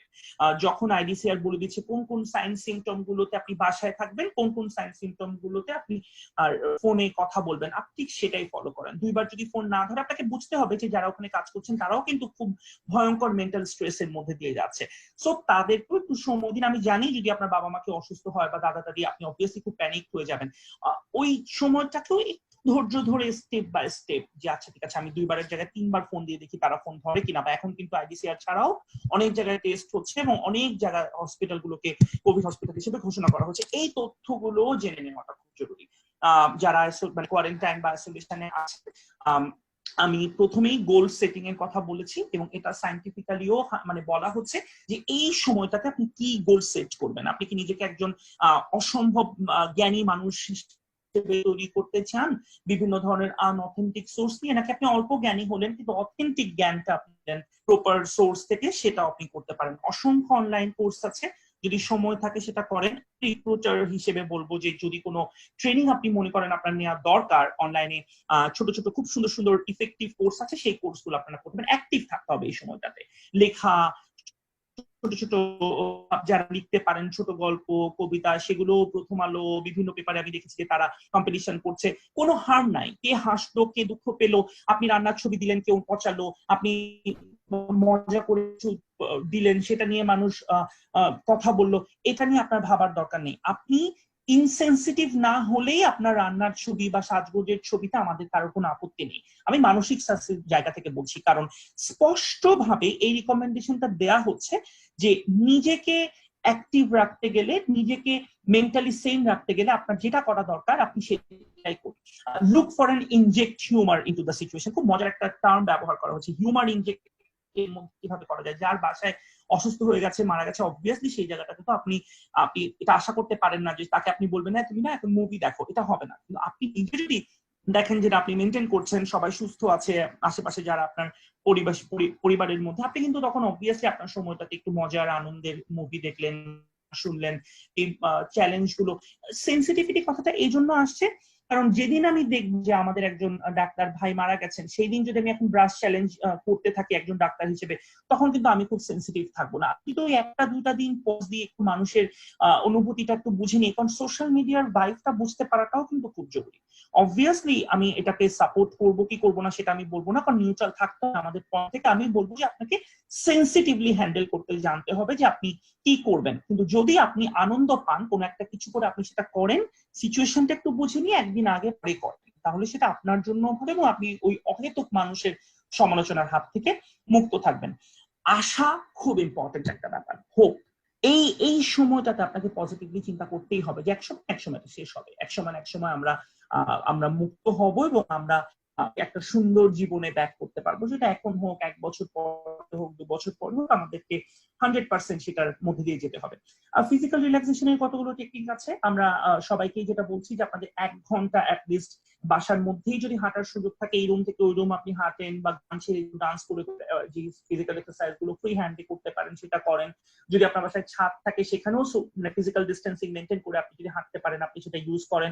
স্ট্রেস ম্যানেজমেন্টের অসংখ্য অনলাইন কোর্স এখন হচ্ছে, যদি আপনি এতটাই স্ট্রেসড হয়ে যান যে আপনি মনে করেন যে আপনি ম্যানেজমেন্টের কোর্স করতে চান, সেটাও আপনি করতে পারবেন। প্লাস আমরা বাংলাদেশের খুবই বিখ্যাত মানে একদম যারা সাইকিয়াট্রিস্ট আছেন তারাও কিন্তু এখন একদম ফ্রি ট্রিটমেন্ট দিচ্ছেন, ফ্রি সার্ভিস প্রোভাইড করছেন।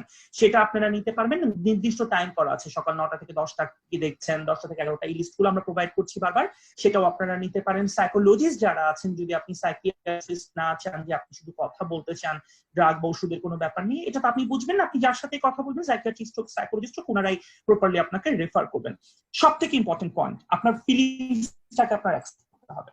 আপনি যেই ফিলিংসটার মধ্যে দিয়ে যাচ্ছেন, স্ট্রেসফুল একটা কঠিন সময়, এটা আপনাকে মানতেই হবে যে এটা একটা টাফ টাইম, আপনার খারাপ লাগবে, এবং এটাকে মেনে নিয়েই আপনাকে নেক্সট স্টেপটাতে আগাতে হবে। আমি একটা ভিডিও দেখাতে চাই তানিম, আমি জানি না আমি আমার স্ক্রিন থেকে শেয়ার করব নাকি এটা সবাইকে লিংকটা দিয়ে দিলে সবাই দেখে নিতে পারবে। আমার স্ক্রিন সম্ভবত আমি শেয়ার করতে পারবো। So okay, let me check. না, এখানে শুধু ইউটিউব সম্ভবত আমি শো করতে পারবো না, এটা হচ্ছে যে আমার লেখাগুলো আমি শুধু শো করতে পারছি। ভাই আপনি স্ক্রিন শেয়ার করতে পারবেন? ইউটিউবকে আমি শেয়ার করতে পারবো, আমাকে অ্যাডভান্স হবে। ভাই আপনি করতে পারবেন, আপনি যদি স্ক্রিন শেয়ার দিলে আপনার অপশন আসবে যে আপনি কোন স্ক্রিন শেয়ার করতে চান, তখন সেটা আচ্ছা ওকে, তাহলে আমি এটা ওপেন করি। একটা খুব ইন্টারেস্টিং একটা ভিডিও আছে, যে ভিডিওটা আসলে আমি নিজে অনেকবার দেখেছি এবং সেটা থেকে কিছু, আচ্ছা এটা কি এখন দেখা যাচ্ছে? না, এটা দেখা যাচ্ছে। ওকে, লেট মি চেক, যেটা আমি কিভাবে শেয়ার না করলে অসুবিধা নেই, না হলে আমি নিজে এটা নিয়ে কথা বলতে পারি। আপনার মাঝখানে দেখবেন সবুজ রঙের, হ্যাঁ রাইট, চলে আসছে। এটা কি ইউটিউবের ভিডিওটা শো করছে? হ্যাঁ, ইউটিউবের ভিডিওটা শো করেছে। জি জি, আসছে। আচ্ছা, okay. এটা ফুল স্ক্রিন দিয়ে দেন। আচ্ছা, আমি ফুল স্ক্রিন দিয়ে দিচ্ছি, আমি অন করে দিচ্ছি। ওকে,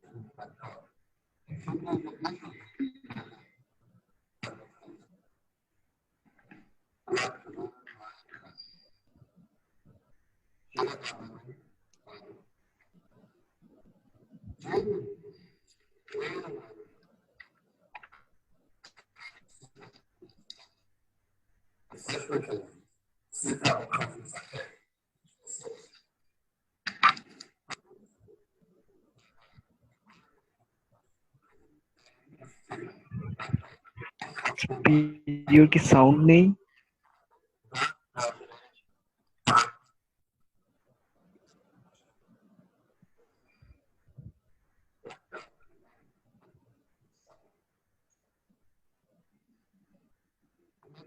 ভাই এখানে কি কোনো সাউন্ড আছে? কারণ আমরা কিন্তু কোনো সাউন্ড শুনতে পাই না।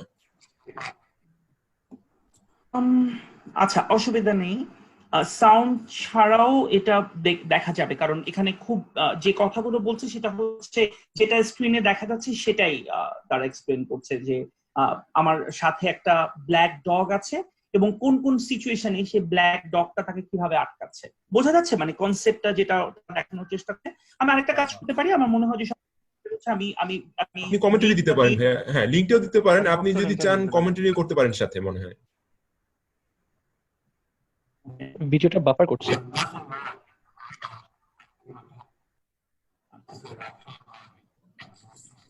সো এটা এভাবে দেখাচ্ছে যে এই ব্ল্যাক ডগটা আমাকে কোনো কাজ করতে দেয় না, আমাকে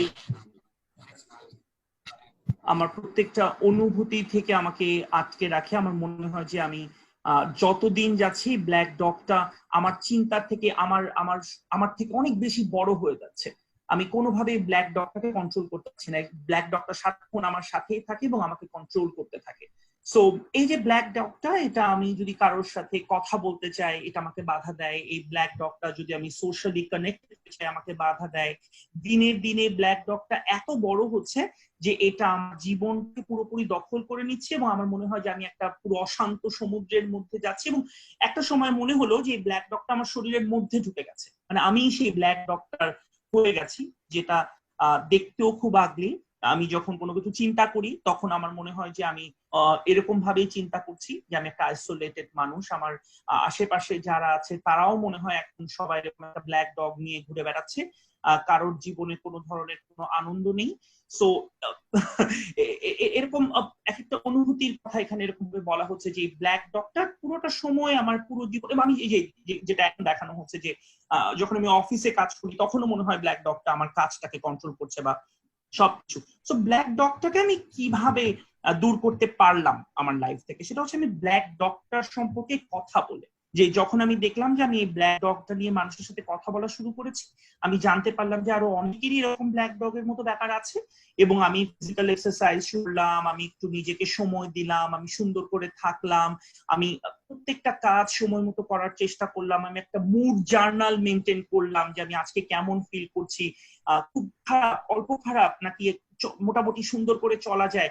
ব্ল্যাক ডগটা আমার সাথেই থাকলো, কিন্তু তারপরেও দেখা যাচ্ছে যে আমি যখন এই কাজগুলো করছি আস্তে আস্তে আমার ব্ল্যাক ডগটা ছোট হতে শুরু করলো। আগে যেরকম মনে হতো পুরোটা সময় আমার সাথে, এখন পুরোটা সময় মনে হয় যে সে আমার সাথে নাই। একটা সময় দেখা যাচ্ছে ব্ল্যাক ডগটাকে দেখে আমার অতটা খারাপ লাগছে না, আমার মনে হচ্ছে আমি এই ব্ল্যাক ডগটাকে নিয়েই চলতে পারবো। আমি নেচার উপভোগ করা শুরু করলাম, ফুলের মধ্যে আনন্দ খুঁজে পাচ্ছি। আস্তে আস্তে ব্ল্যাক ডগটা মনে হচ্ছে আমার কন্ট্রোলে চলে আসছে, মনে হচ্ছে যে ব্ল্যাক ডগটা এখন আমাকে আর পুরোপুরি এনগালফ করতে পারছে না। আমি হাসতে পারছি, আমি আনন্দের মধ্যে দিয়ে চলতে পারছি। ব্ল্যাক ডগটা আস্তে আস্তে আস্তে আস্তে একদম ছোট হয়ে গেল। সো বলা হচ্ছে এই ব্ল্যাক ডগটাই হলো আমার ডিপ্রেশন। এই ব্ল্যাক ডগটাই ছিল আমার জীবনে বিষণ্ণতা, আমার জীবনের একটা অনেক বড় এমন একটা জায়গা যেটা আমি কন্ট্রোল করতে পারছিলাম না। কিন্তু যখন আমি কথা বলা শুরু করলাম এটা নিয়ে, তখনই কিন্তু আমি ব্ল্যাক ডগটাকে কন্ট্রোল করতে পারলাম, এবং আমি নিজেকে এইভাবে তৈরি করে ফেলতে পারলাম যে ব্ল্যাক ডগটা আমার সাথেই থাকবে, ওইটাকে নিয়েই আমি 110% আমার লাইফটা প্রোডাক্টিভলি চলতে পারবো। সেই ব্ল্যাক ডগটাকে WHO দেখিয়েছে বিষণ্ণতা, দেখিয়েছে যে প্রত্যেকটা মানুষের মধ্যেই কিন্তু এই জিনিসটা কখনো না কখনো, এবং আমাদের মন খারাপ হবেই, সেই মন খারাপ মানেই কিন্তু বিষণ্ণতা রোগটা না। এইখানে ব্ল্যাক ডগটা ক্লিনিক্যালি দেখানো হয়েছে যে যাদের ক্লিনিক্যাল ডিপ্রেশন আছে, মডারেট বা সিভিয়ার বা মাইল্ড ডিপ্রেশন আছে, তাদের ক্ষেত্রে আমি জিনিসটাকে ডিফারেন্ট অ্যাঙ্গেল থেকে দেখি, যে এই ব্ল্যাক ডগটা আমাদের প্রত্যেকের মধ্যেই কিন্তু আছে। আমাদের মনের যে এক ডিফারেন্ট পার্সপেক্টিভ, আমরা সব সময় কিন্তু একই মুডে থাকি না। আমরা যখন ডিফারেন্ট একটা ফেজে চলে যাই, আমাদের পারিপার্শ্বিকতা যখন বদলে যায়, তখন কিন্তু সেই বদলানো পারিপার্শ্বিকতার সাথে আমরা অনেক সময় খাপ খাইয়ে চলতে পারি না।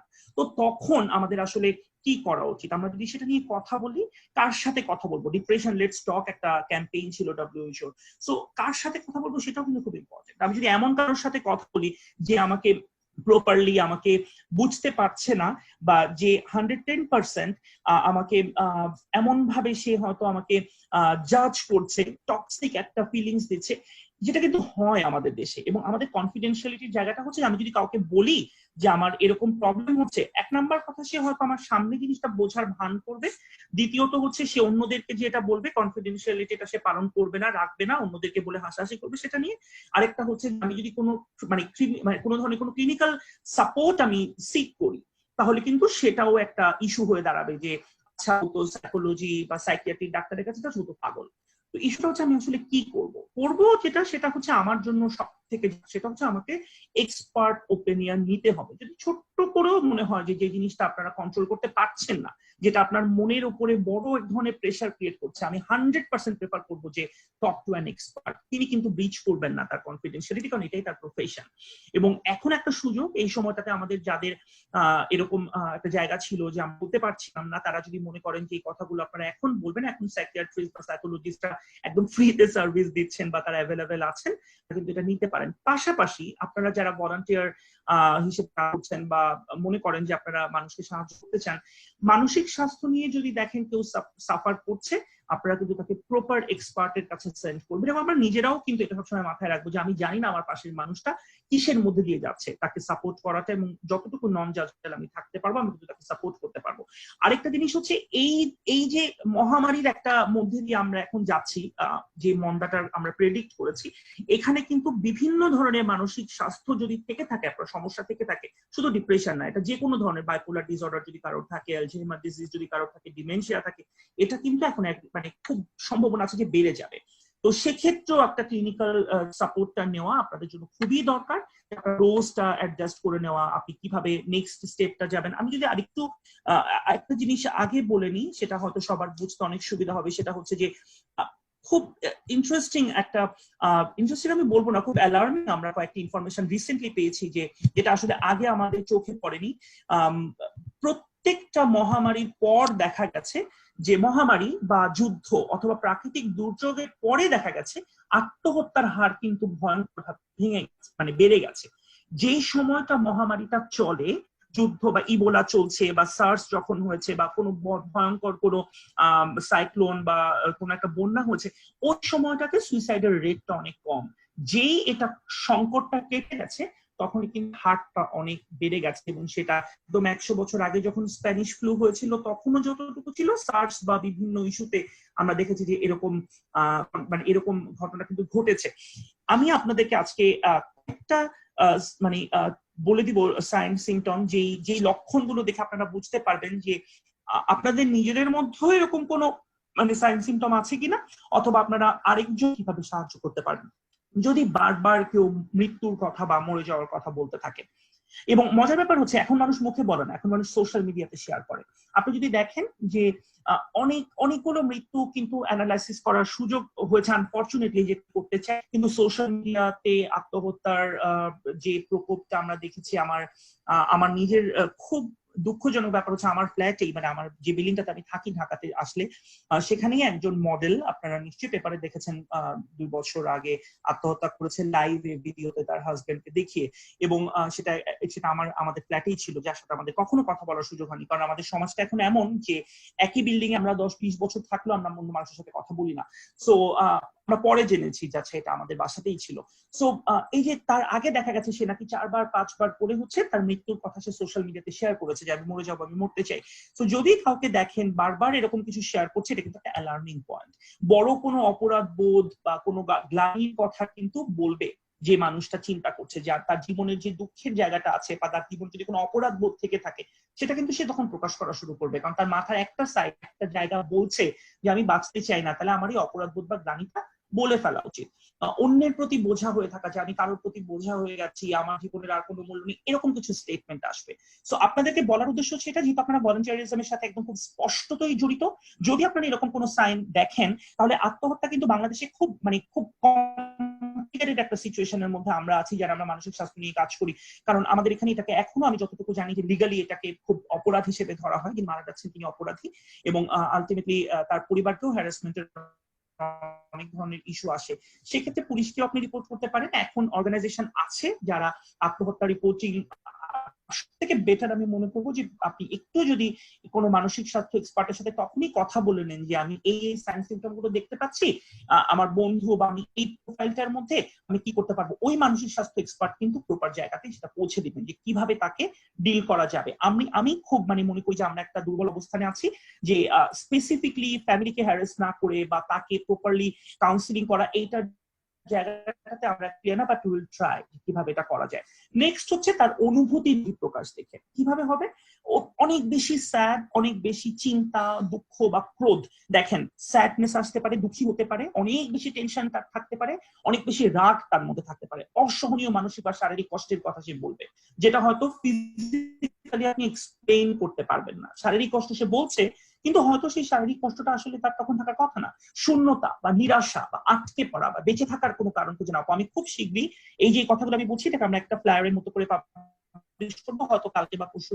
আমি প্রেফার, এই জন্য আমরা এটাকে পাবলিশ করতে চাচ্ছি, মানে এটা কোনো সায়েন্টিফিক পাবলিকেশন না, এই টার্ম গুলো, কারণ তাহলে আপনারা বারবার দেখে মুখস্থ করে ফেলতে পারবেন কাইন্ড অফ, যে এই টার্ম গুলো যখন কেউ কোনো মিডিয়াতে বা মুখে বলছে তখন বুঝতে হবে যে সামথিং ইজ রং। তার আচার আচরণের ভয়ঙ্কর রকমের পরিবর্তন থাকবে, যেমন মৃত্যুর পরিকল্পনা বা আত্মহত্যার পথ খুঁজবে, মিডিয়াতে সার্চ করে। মজার ব্যাপার হচ্ছে আমাদের দেশে এরকম কোনো সুযোগ নাই। বিভিন্ন দেশে সোশ্যাল মিডিয়াতে মনিটরিং যেখানে আছে, তারা কিন্তু সার্চ পয়েন্ট বা কিওয়ার্ড দেখে বুঝতে পারে যে আপনি কোন কোন জিনিস ইন্টারনেটে সার্চ দিচ্ছেন।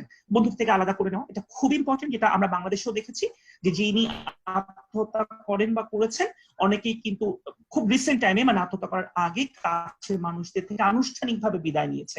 মানে ওরকম না যে আমি কালকে মারা যাচ্ছি, যে জানি না তোর সাথে আবার কবে দেখা হবে বলে সুন্দর করে হঠাৎ করে জড়িয়ে ধরে বিদায় নেওয়া। গুরুত্বপূর্ণ সামগ্রী অনেক মানে ছোটরা হচ্ছে যে ল্যাপটপ দিয়ে যাচ্ছে, যারা সিনিয়র বা বয়স্ক মানুষ তারা হঠাৎ করে উইল করে ফেলছেন, বুঝতে হবে যে সামথিং ইজ রং, এখানে একটা অ্যালার্ট আপনার হওয়ার দরকার আছে। বিপজ্জনক কাজ বা ঝুঁকিপূর্ণ যে কাজগুলো আছে, যেমন অনেক দ্রুত গাড়ি চালানো, বারবার ধরেন ছাদের কিনারে যাচ্ছে, বোঝার চেষ্টা করছে এখান থেকে লাফ দিলে কি হবে, ধারালো অস্ত্র কাছে রাখা, ঘন ঘন মেজাজের পরিবর্তন হয়ে যাওয়া, খাওয়া বা ঘুম অনেক বেড়ে গেল অথবা অনেক কমে গেল, আবার পাশাপাশি অনেক বেশি ধূমপান বা অন্য যে মাদকগুলো সেগুলো নেওয়ার পরিমাণ বা মদ্যপানের মাত্রা বেড়ে যাওয়া। দেখেন এই যে আমি বলছি এগুলো হচ্ছে সায়েন্টিফিক, কোনটা যে কার ক্ষেত্রে কাজে লাগবে আমরা কেউ জানি না, কিন্তু যদি কোনোটা আপনি দেখেন সাথে সাথে পুলিশকে রিপোর্ট করবেন সেটা না। প্রথম হচ্ছে আপনার তার সাথে কথা বলতে হবে। খুব ইন্টারেস্টিং একটা মিথ আছে, এই মিথটা এরকম যে সায়েন্স মানে বিভিন্ন রিসার্চে দেখা গেছে যে আত্মহত্যা কোনো প্রবণ কোনো সামনে যদি আপনি আত্মহত্যার কথা বলেন, অনেকে মনে করে এটা নাকি তাকে আত্মহত্যা উৎসাহী করবে, যে আমি যে টার্মটা বললাম এই জন্য না, এটা ট্রু না। সায়েন্স বলছে আত্মহত্যা প্রবণ অনেকেই পরে যারা সুইসাইডাল অ্যাটেম্প্ট নিয়েছে তারা বলেছে যে যখন কেউ ওই সময় তাদের সাথে কথা বলেছে তখন কিন্তু পরবর্তীতে তারা ভালো বোধ করেছে সাথে সাথে, এবং আমার দেখছে, আমার কথা কেউ শুনছে, আমার অনুভূতির কথাটা কেউ বুঝতে পারছে, এবং এই অল্প একটু এক্সট্রা একটা হেল্প, এটার জন্য তারা গ্রেটফুল, কারণ লাইফটা বেঁচে গেছে। আপনি যদি এইভাবে জিজ্ঞেস করেন তুমি কি আত্মহত্যার কথা ভাবছো, আমি কিন্তু সত্যিই তোমাকে নিয়ে চিন্তিত, বা এরকম ভাবে যে তোমার জীবনে যেটা ঘটছে তুমি কিভাবে মানিয়ে নিচ্ছ এটার সাথে, আমাকে বলো তো আমি তোমার থেকে শিখি। দেখেন আপনি কিন্তু তাকে এম্পাওয়ার করে দিচ্ছেন। তুমি কি মৃত্যুর কথা ভাবছো, তোমার হাতের কাছে কি এরকম কিছু আছে যেটা নিয়ে তুমি, এমন ভাবে আপনি কথাগুলো স্টার্ট করবেন সে বুঝতে পারবে যে আপনি কিছুটা হলেও গেস করছেন এবং আপনি তাকে সাহায্য করার চেষ্টা করছেন। আপনাকে এক্সপার্ট না হন, একটা কঠিন আলোচনার মধ্যে দিয়ে আপনাকে যেতে হবে, কিন্তু এটা আপনাকে করতে হবে। আপনি যদি এই সময়টাতে এখন লকডাউনের মধ্যে আপনি যদি দেখেন একটা মানুষ একদম লোনলি, তাহলে আপনি যদি জানেন যে ও একদম একা, ওর ডিভোর্স হয়ে গেছে বা ও বাবা মা ছাড়া এখানে একা থাকছে বা আইসোলেশনে যারা এখন আছে একদম সাইন সিম্পটম সহ, আপনি ফোন দেন, একটু কথা বলেন, তাকে একটা টেক্সট পাঠান, কেমন আছিস, কি করছিস, তাদের যদি খাবার পাঠানো সম্ভব হয়। এমনি এটা কিন্তু এরকম না যে গরিব বলে খাবার পাঠাচ্ছেন, যদি আপনি একটু রান্না করে একটা কিছু পাঠালেন এটা কিন্তু অনেকখানি তাকে বুস্ট আপ করে। কার্ডের মাধ্যমে, যেটা বাংলাদেশে এই কালচারটা নাই, এসএমএস কালচারটা আমাদের আছে, মেসেঞ্জার বা হোয়াটসঅ্যাপ আমাদের আছে, পুরোনো ছবি হঠাৎ করে যদি একটা পুরোনো মোমেন্ট পাঠাতে, দোস্ত দেখ তো 10 বছর আগে এই ছবিটা ছিল কেমন মজার, তোকে কত সুন্দর লাগছে বা আমরা শুকনা ছিলাম, তো এই টাইপের কথাগুলো কিন্তু অনেকখানি হেল্প করে। সেটাই করতে হবে যেটাতে তারা মনে করে আমি অন্যদের সাথে কানেক্টেড, আমার একটা ভ্যালু আছে একজনের কাছেও, বা তাদের প্রতি কেউ না কেউ যত্নশীল, তাদের নিয়ে কেউ ভাবছে, খেয়াল রাখছে, তাদের কষ্ট অনুভব করছে বা সহায়তার জন্য হাত বাড়িয়ে দিচ্ছে। এই কথাগুলো এই জন্য বলা যে মানে খুব ছোট ছোট পয়েন্ট আমরা মিস করি, যে ছোট পয়েন্ট দিয়ে কিন্তু আমরা একটা লাইফকে বাঁচাতে পারি। আর আমি একটা এখন সায়েন্টিফিক মানে একটু ছোট্ট 1 মিনিট বা 2 মিনিটের মধ্যে আমি এটা শেষ করবো, দেন আমরা কিছুক্ষণ ডিসকাস করে আজকে সেশনটা কমপ্লিট করে দিব। সো সুইসাইডের কথাটা বললাম, একটা পয়েন্ট আমি যেটা বলেছিলাম শুরুতে যে আজকে আমরা ডিসকাস করব যে যারা ফিল্ডে এখন আছেন, যারা এই মুহূর্তে একদম মানে একদম রাস্তায় নেমে কাজ করছেন, তাদের এই ইমার্জেন্সি মুহূর্তে আসলে কিভাবে নিজেদের খেয়ালটা তারা রাখতে পারেন। দেখেন প্রথম কথা হচ্ছে যে এইটা আপনাকে জানতেই হবে যখন আপনি ফিল্ডে নামছেন যে আপনার রিস্ক অফ বিং কন্টামিনেটেড বা অন্যকে কন্টামিনেট করা এটা কিন্তু আপনার থাকবে, মানে এটা আপনার মানে অস্বীকার করার কোনো উপায় নেই যে এরকম একটা ভয়ঙ্কর রকমের ট্রান্সমিশন করার ক্ষমতা নিয়ে যে ভাইরাসটা এসেছে, সেইটার সাথে যখন আপনি ভলান্টিয়ারিং কে মার্জ করে আপনি কাজ করতে যাচ্ছেন এই সুযোগটা তৈরি হয়ে যাচ্ছে ভাইরাসের জন্য। তো আপনাকে স্ট্রিক্টলি যে সিকিউরিটি মেজার গুলো আছে সেটা আপনাকে মেনটেন করতে হবে। বারবার হাত ধোয়ার যে ব্যাপারটা, প্রোটেক্টিভ ইকুইপমেন্ট, আমি দেখেছি বিদ্যানন্দ একদম পুরো শিল্ড টিল্ড পরে পিপিই পরে যাচ্ছে, সেই জিনিসগুলো কিন্তু আপনাকে 110% আপনাকে মেনটেন করতে হবে যখন যেটা যেখানে প্রযোজ্য। আমি অবভিয়াসলি বলবো না হসপিটালেরটা আপনি পড়েন, যেটা রিকমেন্ডেড, আমি specifically I am not sure আমাদের গভর্নমেন্ট কোন পলিসিটা স্ট্যান্ডার্ড করেছে, সেই জায়গাটা আপনাকে জেনে নিতে হবে। আপনি যতই জানবেন যেটাই করেন একদম যাতে টাচটা না হয়। আপনাকে 110% অ্যাওয়ার থাকতে হবে যে এটা ট্রান্সমিশনের রেটটা অনেক হাই এবং এই ক্ষেত্রে আপনাকে অ্যালার্ট থাকতে হবে এবং যেই জায়গাটাতে আপনি ঢুকছেন সেখান থেকে যখন আপনি বের হয়ে আসবেন, আমরা এক্সিট পয়েন্টটাকে অনেক সময় সেফটিটা ঠিক সেরকম ভাবে মেনটেন করি না যেটা আমরা এন্ট্রির সময় করি। এই এক্সিটটাও কিন্তু একই রকম ভাবে ইম্পর্টেন্ট। এবং যদি আপনার কোনো ধরনের কোনো সাইন সিমটম ডেভেলপ করে, যেটা নন কোভিড এর ফ্লু সিমটম হতে পারে, বা এই সিমটম গুলো যদি আপনার হয়, সেটাও কিন্তু আপনাকে রিপোর্ট মানে করতে হবে বা শুনে নিতে হবে যে আপনি কি করবেন। মানে রিকমেন্ডেড যেটা আমাদের দেশে এখন বলা হচ্ছে, নর্মাল টাইপে আপনি বাসায় থাকেন, যখন মানে বাড়বে তখন আপনি হসপিটালে বা এরকম কোনো চিন্তা করেন। এই বাসায় যখন আপনি থাকবেন, টেলিমেডিসিন যে সেবাটা এখন আছে সেটা আপনি কিভাবে নেবেন। এবং সব থেকে ইম্পর্টেন্ট হচ্ছে স্টিগমা। আপনি যখন বাইরে কাজ করছেন সেই সময় কিন্তু স্টিগমার সুযোগ, আপনি যখন বাসায় ফেরত আসবেন, যারা জানছে একই বিল্ডিং এ, ডাক্তারদেরকে বাসা থেকে বের করে দেওয়ার জন্য বাড়িওয়ালারা চেষ্টা করেছে, হসপিটাল যাতে তৈরি হতে না পারে, ঢাকারই কোনো কোনো জায়গায় আন্দোলন হয়েছে। সো এই যে বাংলাদেশের বিভিন্ন দেশের মানুষের মধ্যে আছে, বাংলাদেশের মধ্যেও আছে, এই যে স্টিগমাটা, এইটা কিন্তু আপনাকে জানতে হবে। এটা হতে পারে, এটা থেকে যদি আপনি আপসেট হয়ে যান তাহলে কিন্তু হবে না। স্টিগমা দূর করার জন্য আবার একদম প্রথম পয়েন্ট, অথেন্টিক ইনফরমেশনটাই আপনাকে শেয়ার করতে হবে, যে আপনি যে যাচ্ছেন এই যাওয়াটা 110% মানুষের উপকারের জন্যই যাচ্ছেন, এবং একটা কমিউনিটিতে ডাক্তার বা ফ্রন্টলাইন সোলজাররা যেই সম্মানটা পায় সেই আপনিও সমানভাবে ডিজার্ভ করেন।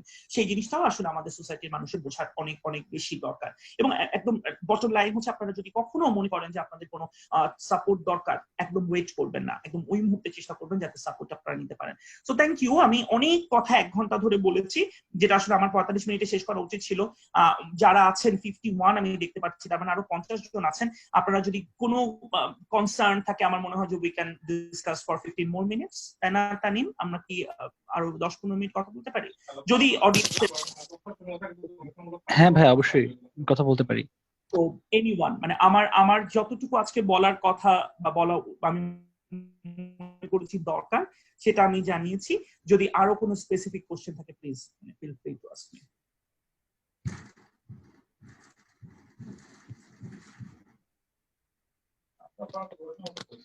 যদি ভাইয়ের কাছে কারো কিছু জানার থাকে, কারো কোনো প্রশ্ন থাকে, তাহলে আমাদের চ্যাট বক্সে বলতে পারেন বা হ্যান্ড রেজ করতে পারেন, তাহলে আমরা মাইকটা আনমিউট করে দেবো, তারপর প্রশ্ন করতে পারবেন। হ্যালো, শাহানা আপু, আপনি বলেন।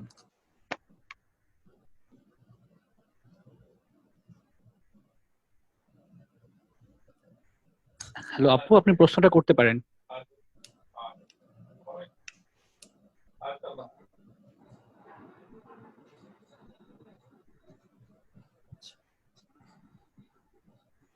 আচ্ছা শাহাদাত ভাইয়া, আপনি প্রশ্নটা করুন।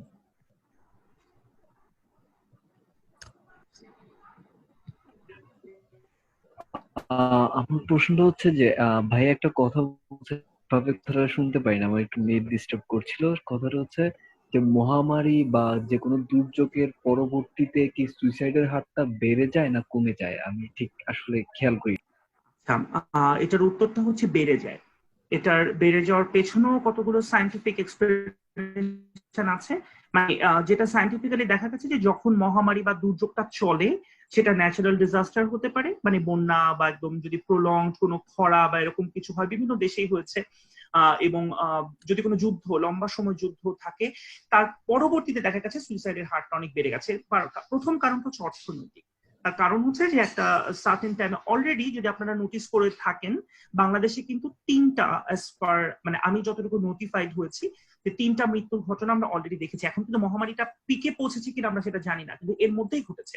একটা মেয়ে, ছোট একটা মেয়ে মারা গেছে ক্ষুধার জন্য, একটা বাবা মারা গেছেন, একটা রিক্সাওয়ালা বা এরকম একটু গরিব শ্রেণীর একজন মারা গেছেন, যিনি খাবারের মানে ওরা অ্যারেঞ্জ করতে পারছিলেন না। আরেকজন মারা গেছেন ইতালি ফেরত, যাকে ভয়ঙ্কর রকম ভাবে স্টিগমাটাইজ করা হচ্ছিল, যে 14 দিনের কোয়ারেন্টাইন দেওয়া হয়েছে, সেটার হাসাহাসি সহ্য করতে না পেরে তিনি কিন্তু আত্মহত্যা করেছেন। আপনারা যদি নিউজ পেপারে দেখে থাকেন, এই 3টা আমরা রিপোর্টটা আমরা রেখেছি আমাদের কাছে পড়ার জন্য বা একটু অ্যানালাইসিস করার জন্য।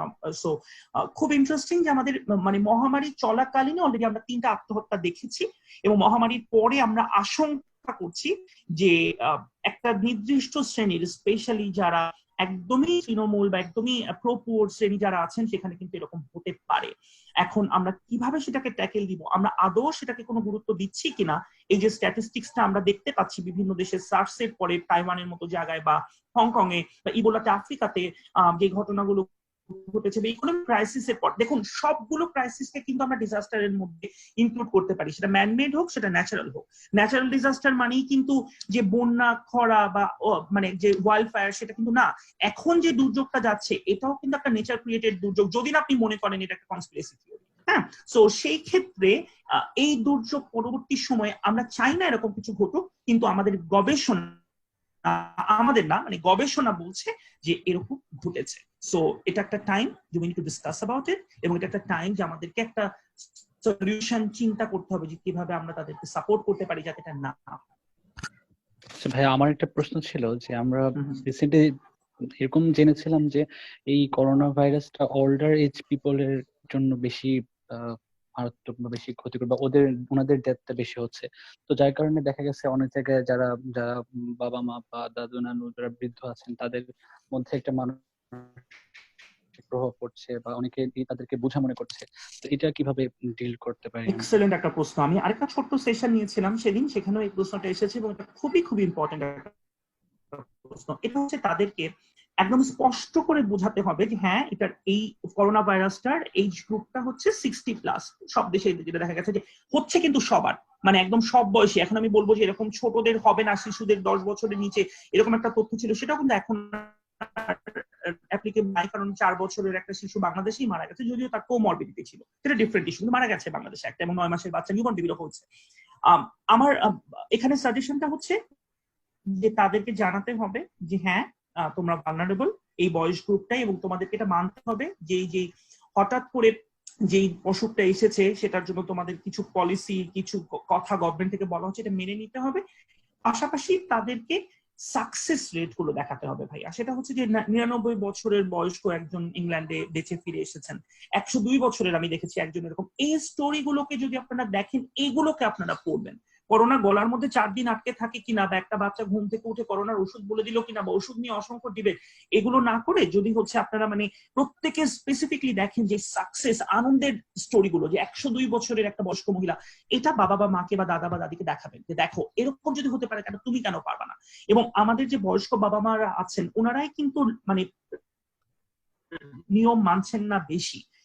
এটা যদিও কোনো রিসার্চ হয়নি, সো আমি স্পেসিফিকলি স্ট্যাটিস্টিক্যালি বলতে পারবো না, কিন্তু যেটা বোঝা যাচ্ছে আমাদের সোশ্যাল মিডিয়া থেকে যে বাবা মারাই কিন্তু গুজবও বিশ্বাস করছেন বেশি, এবং তারাই কিন্তু মানে বাইরে যাওয়ার জন্য বেশি অস্থির হয়ে গেছেন, বাজার করতে যাওয়ার জন্য বা মসজিদে যে বিভিন্ন যে সোশ্যাল বা রিলিজিয়াস রিচুয়াল গুলো পালন করার জন্য। তাদেরকে আসলে বোঝাতে হবে যে এটা কতটুকু গুরুত্বপূর্ণ এই ডিস্টেন্সিংটা। মানে আমাদের যে ফ্ল্যাটেনিং দ্য কার্ভ একটা টার্ম ব্যবহার করা হচ্ছে, যে ডিজিজটা কমানোর, ট্রান্সমিশনটা কমানোর পর যেটা সাথে সাথে চলে যাবে, আমরা কিন্তু এটা আশা করতে পারছি না, যেটা কালকেই মানে আমি ধরে নিলাম আমি আরো 2 সপ্তাহ আমরা লকডাউনে থাকবো, তারপর কমে যাবে, এটা আবার আসবে না। এখন লকডাউন যদি উঠিয়ে দেওয়া হয় তাতেও কিন্তু বয়স্ক মানুষ যারা আছেন তারা একটা সার্টেন টাইম ভালনারেবল থাকবেনি যতদিন না পর্যন্ত ভ্যাকসিনটা আসে। সো তাদেরকে সিচুয়েশনটা বোঝাতে হবে যে তোমাদের যতই বয়সের ভালনারেবিলিটি থাকুক, তোমাদের বয়সী অনেকেই বেঁচে এসেছে, এবং যাদের হচ্ছে তাদের মধ্যে কিন্তু খুব অল্প সংখ্যক মারা যাচ্ছে বা খারাপ হচ্ছে, তাদের মধ্যে বড় একটা সংখ্যা কিন্তু বেঁচে ফেরত আসছে, এবং বাংলাদেশেও কিন্তু অনেকেই সুস্থ হয়ে গেছে তোমাদের বয়সী। যত বারবার বলবেন তত তারা মাথাবে উদ্দীপ্ত হবে যে না এটা সম্ভব, আমি কেন পারবো না। এবং পাশাপাশি প্রত্যেকটা জিনিস মেনটেন করা, ঘর থেকে ঢোকার যখন বেরোচ্ছে কোনো একটা কাজে যেতে তো হচ্ছে, টুকটাক বাজার তো করতেই হবে, তখন যখন ভেতরে আসবে সাথে সাথে যাতে হাতটা ঢুকে ক্লিন করে নেয়, বা মাস্ক যখন বাইরে পরা, এটা নিয়েও কনফিউশন আছে, তারপরে আমি প্রেফার করবো যে পরাটাই মনে হয় মানে যুক্তিযুক্ত হবে, এবং হাতে গ্লাভস একটা পরে থাকা। সো এই জিনিসগুলো যাতে তারা মেনটেন করেন, এবং পাশাপাশি স্টোরিজ।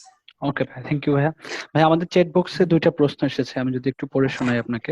হাজিফা জুই প্রশ্ন করেছেন যে ভাইয়া হঠাৎ করে এমনি মন খারাপ বা বিষণ্ণতা ঘিরে ধরে কিন্তু কোনো কারণ থাকে না, এই সময় আমাদের কি করা উচিত? এটা খুব কমন এবং খুব মানে খুব একটা মানে প্রত্যেকেরই হচ্ছে আপু, এটা হাজিফা জুই এটা সবার হচ্ছে, মানে হঠাৎ করে এখন আমাদেরকে অনেক বিষণ্ণতা হচ্ছে, হঠাৎ করে আমাদের অনেক মন খারাপ হয়ে যাচ্ছে।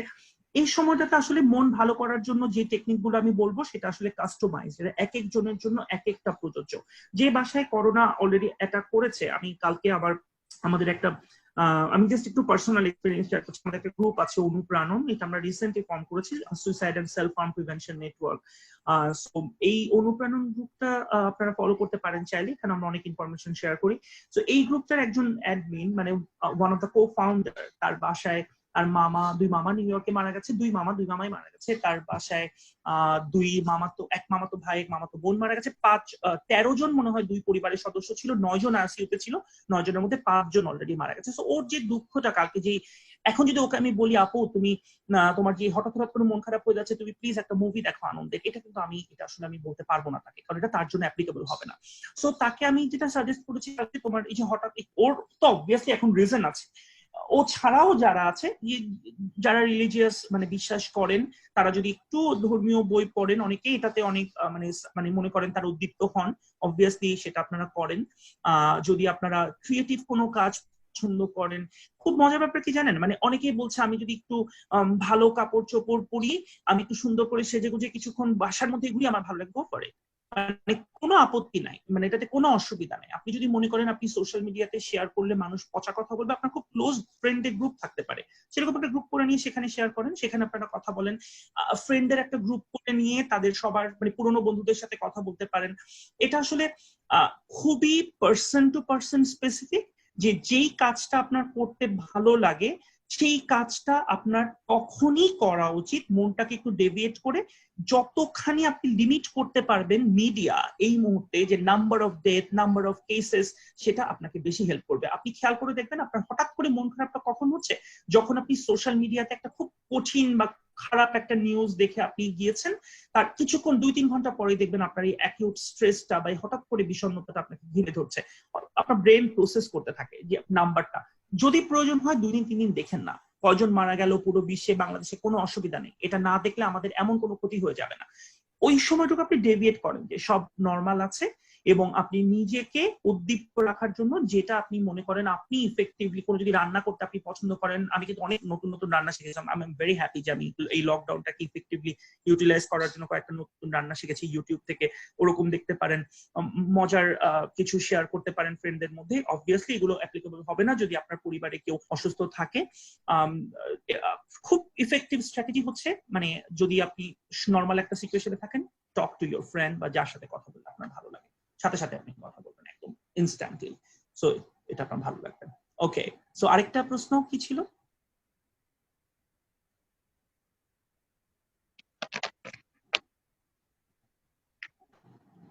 আচ্ছা, আমি দেখতে পাচ্ছি। হ্যাঁ, আমরা অনেক সময় এমন ফ্রেন্ড দেখি তারা মেন্টালি অনেক ডিস্টার্ব থাকে, ওদের জন্য আমাদের হিউমিলেট করতে, এক্সাম হলে হঠাৎ করে চিৎকার দেওয়া, নর্মাল কন্ডিশন না বোঝা, নিজের জন্য খারাপ তবুও সেটা সোশ্যাল মিডিয়াতে পোস্ট করা, নিজে নিজে কল্পনা করে খারাপ চিন্তা করা, এরকম ক্ষেত্রে আমাদের কি করণীয় ভাইয়া যদি কাইন্ডলি বলতেন। ওকে, সো এখানে প্রশ্নটা একটু কমপ্লিকেটেড এই সেন্সে যে ফ্রেন্ড, আমি যদি বলি যে আমার ফ্রেন্ড শব্দটা আমরা খুব মানে নর্মালি ব্যবহার করি, যে আচ্ছা ও আমার ফ্রেন্ড না, সবাই কিন্তু আপনার ফ্রেন্ড না। আপনার ক্লাসমেট বা যারা আপনার সাথে একসাথে পড়ছে, আপনার সহপাঠী আর বন্ধু কিন্তু এক না। আপনার 100 জন সহপাঠী আপনার বন্ধু না। তো যদি আপনার বন্ধু হয়ে থাকে, তাহলে এটা আপনার দায়িত্ব তাকে বোঝা এবং তার সাথে থেকে তার এই মানে ব্যবহারগুলোকে টলারেট করা। খুব কঠিন কথা, বাট এটা সত্যি। যদি আপনার সে বন্ধু হয়ে থাকে, কারণ আপনি তাকে বেছেই নিয়েছেন বন্ধু হিসেবে।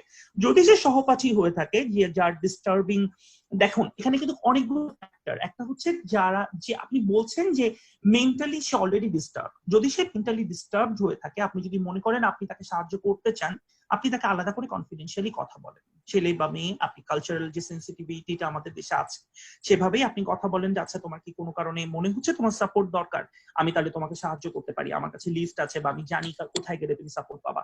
তো এটা একটা সলিউশন হতে পারে। আর যদি দেখেন যে না, এই বলার কোনো সুযোগ নাই, সোশ্যাল মিডিয়ার কথাটা আপনি উল্লেখ করেছেন যে অনেক কিছু তারা শেয়ার করছে, অনেক কিছু বলছে বিভিন্ন জায়গায়, আমি নিজেও এটা ফেস করেছি, ভয়ঙ্কর টক্সিক মানুষকে দেখতে হয়েছে, আমি আনফলো করে দিয়েছি, কোনো দরকার নেই। সবাইকে আমার সোশ্যাল মিডিয়াতে আপনি যদি পারেন লিমিটেড রেস্ট্রিক্টেড প্রোফাইলে দিয়ে দেন, ব্লক করে দেন, do whatever you want, ঠিক আছে? এটা হচ্ছে তার টক্সিসিটিটা আপনি যদি